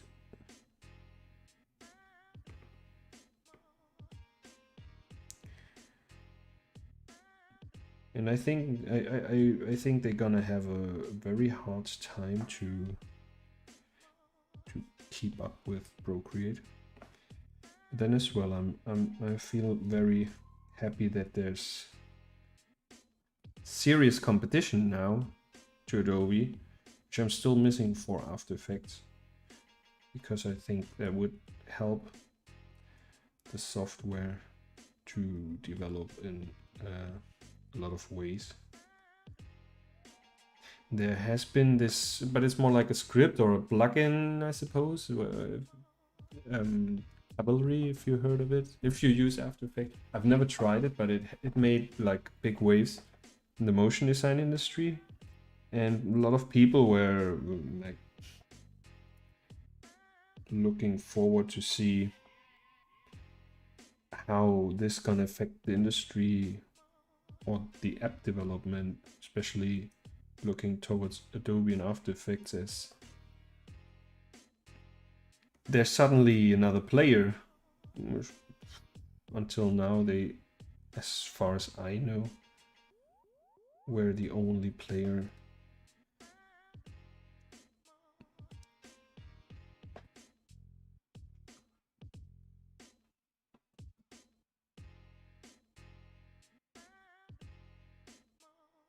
Yeah, that's the thing, that you cannot play with multi-layers if you say it's on Procreate, but try to build, you can build folders if you want to stack layers on one frame. the problem starts when you want to add more hold frames or make some parts longer, or so. Yeah, Procreate has its flaws. It's like Photoshop. It's just adapted to animation, but it wasn't developed as an animation tool. And Jack says he uses DaVinci Resolve as an alternative to After Effects. Well, I used DaVinci. It was it Resolve? I don't know if they change if there are different products, but I used it for color correction, and it's an impressive tool. There was a time where I felt like I want to be a color grader. And I saw all this fancy equipment from is it directly from DaVinci or Blackmagic, I think they call. And I always felt like, oh, having those knobs, like those round balls to actually do color grading must be insane. Yeah, Mr. W says DaVinci is for color correction, but on, maybe you don't know, I also stream on Twitch where we have where Jack says he uses DaVinci as an alternative to After Effects. And I can imagine, like, After Effects is such a huge tool that you can use in so many ways. So I'm not familiar with 2D animation possibilities within DaVinci, but maybe that's something. Jack, you're using any 2D related tasks? You're using DaVinci for that?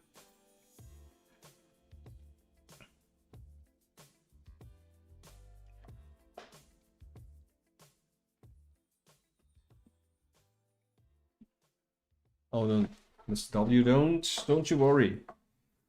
I'm no native neither, so we just try to bring home our points so everybody gets an idea what we want to say. Doesn't matter how we say it. Okay. So, how's this going?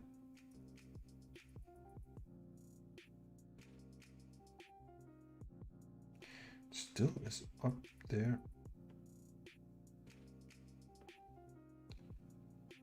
Okay. I will delete this frame.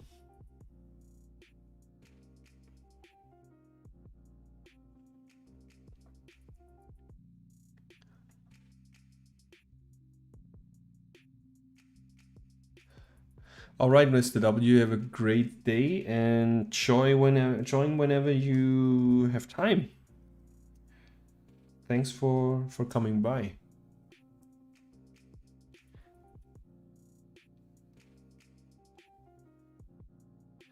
Okay, yeah, check. You use Resolve to export video, color correct and such. All right, yeah, that makes sense. And color correction wise, there's, I don't know. I haven't done color corrections in a long time, but back then I think there were some red bullet plugins that were quite good.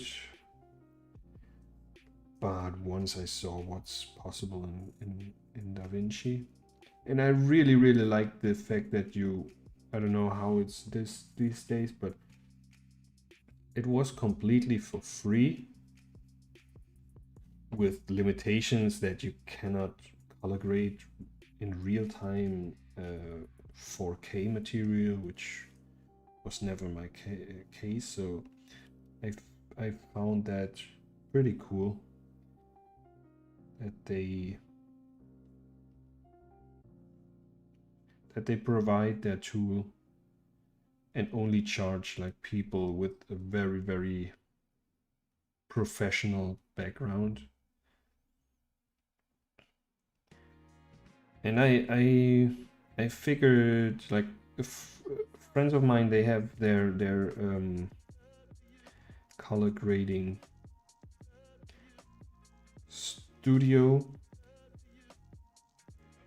and the stuff you need to actually, when you go into color grading, like feature films and stuff like that, or longer formats, you need a hell of equipment to make everything really work. Like,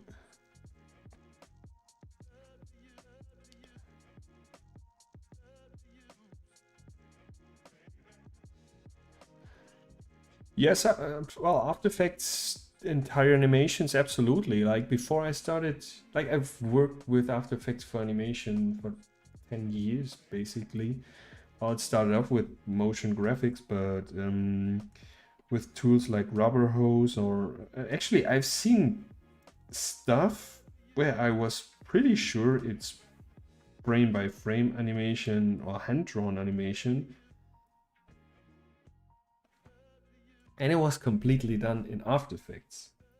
The guy who did it admitted that it was absolutely not the most convenient tool, but he did it as he had no idea how to do it in other software, so he just did it in After Effects. And as you, I don't know, there were plugins like Duik.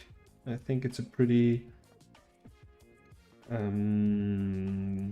strong plugin for rigging, and it also comes with kind of additional features. And I think I remember that I saw something with an onion skin, but definitely After Effects is not the right tool to do frame by frame animation. And yeah, the cool thing about After Effects, and why I'm always bitching about they're not doing any improvements, is they should do a lot of improvements, but it's not really affecting me and the way I use After Effects, because there's so many different ways to use it. So yeah.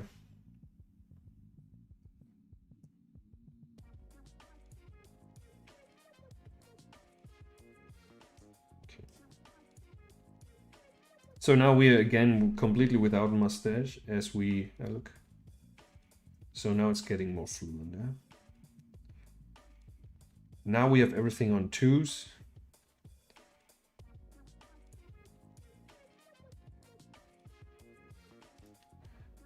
Feel like I don't get the right vibe here. And even now the sound doesn't even fit that much, because it feels,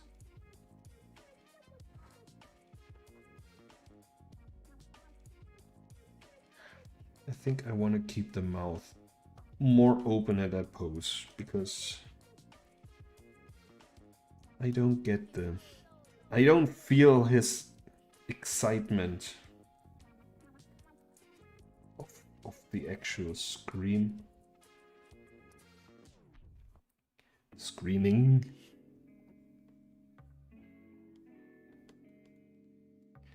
So let's try to keep it open.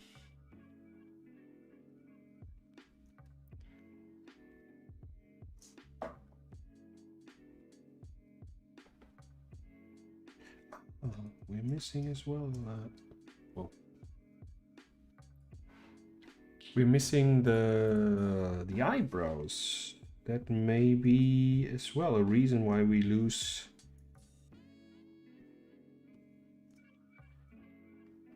the joy in his face. I feel like I have to restart KRITA. I get pretty weird response here with the, it's popping up.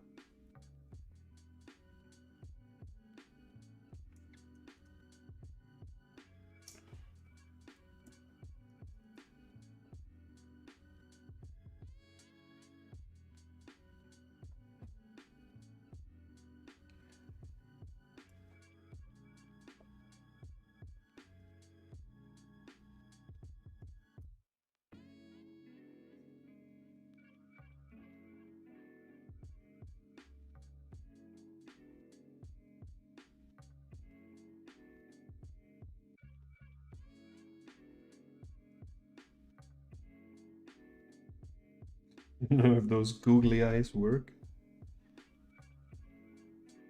Makes him definitely more exciting. Excited, sorry. And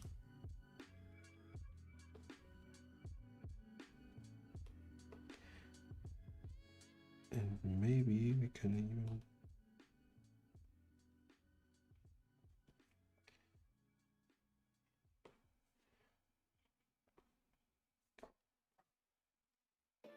get him some pee-pee in the eyes.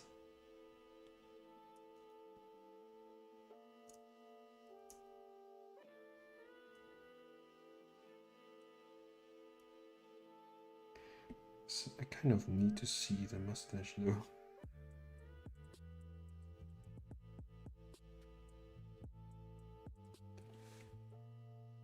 I don't know why we are having...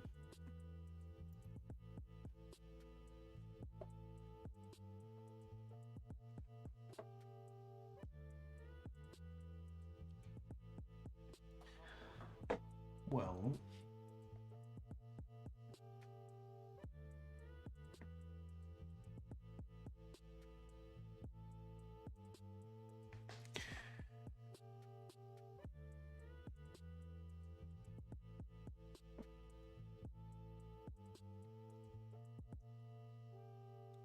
We're gonna restart. Oh! Meanwhile, we can look at the animation we did before.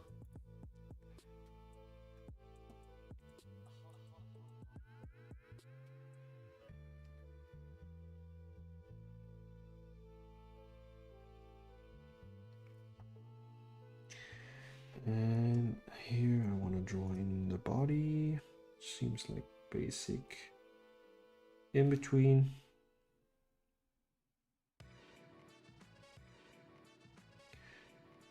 And now here, this is the part where you actually have pretty close strokes here. Where when you animate with a pen tablet and not with a monitor tablet, can get a little bit tricky to really get your lines correctly positioned.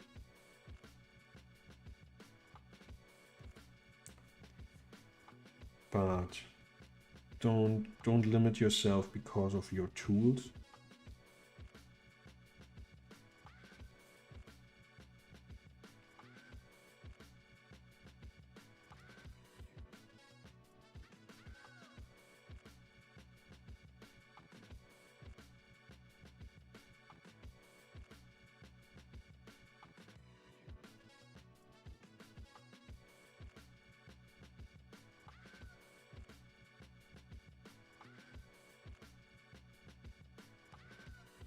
See with our screaming.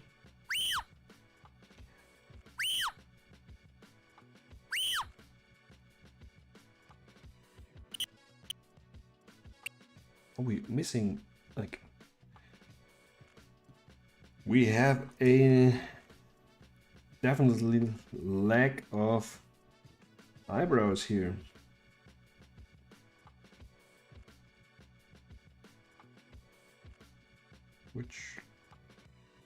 Which could be the problem. And we don't get the emotion that we go for. In the end, like, the expressions, facial expressions really are based on eyebrows, mouth, and maybe eyes, but mostly eyebrows and mouth.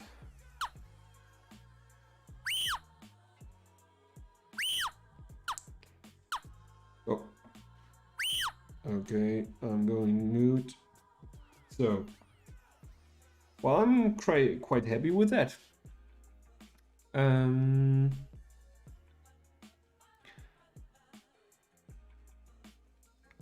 I think we are now 2 hours and a half already. Okay, so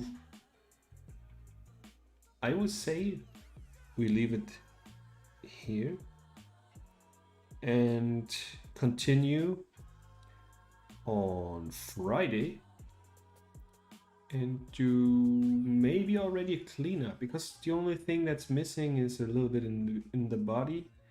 Let me see, we still missing our pipe. That could...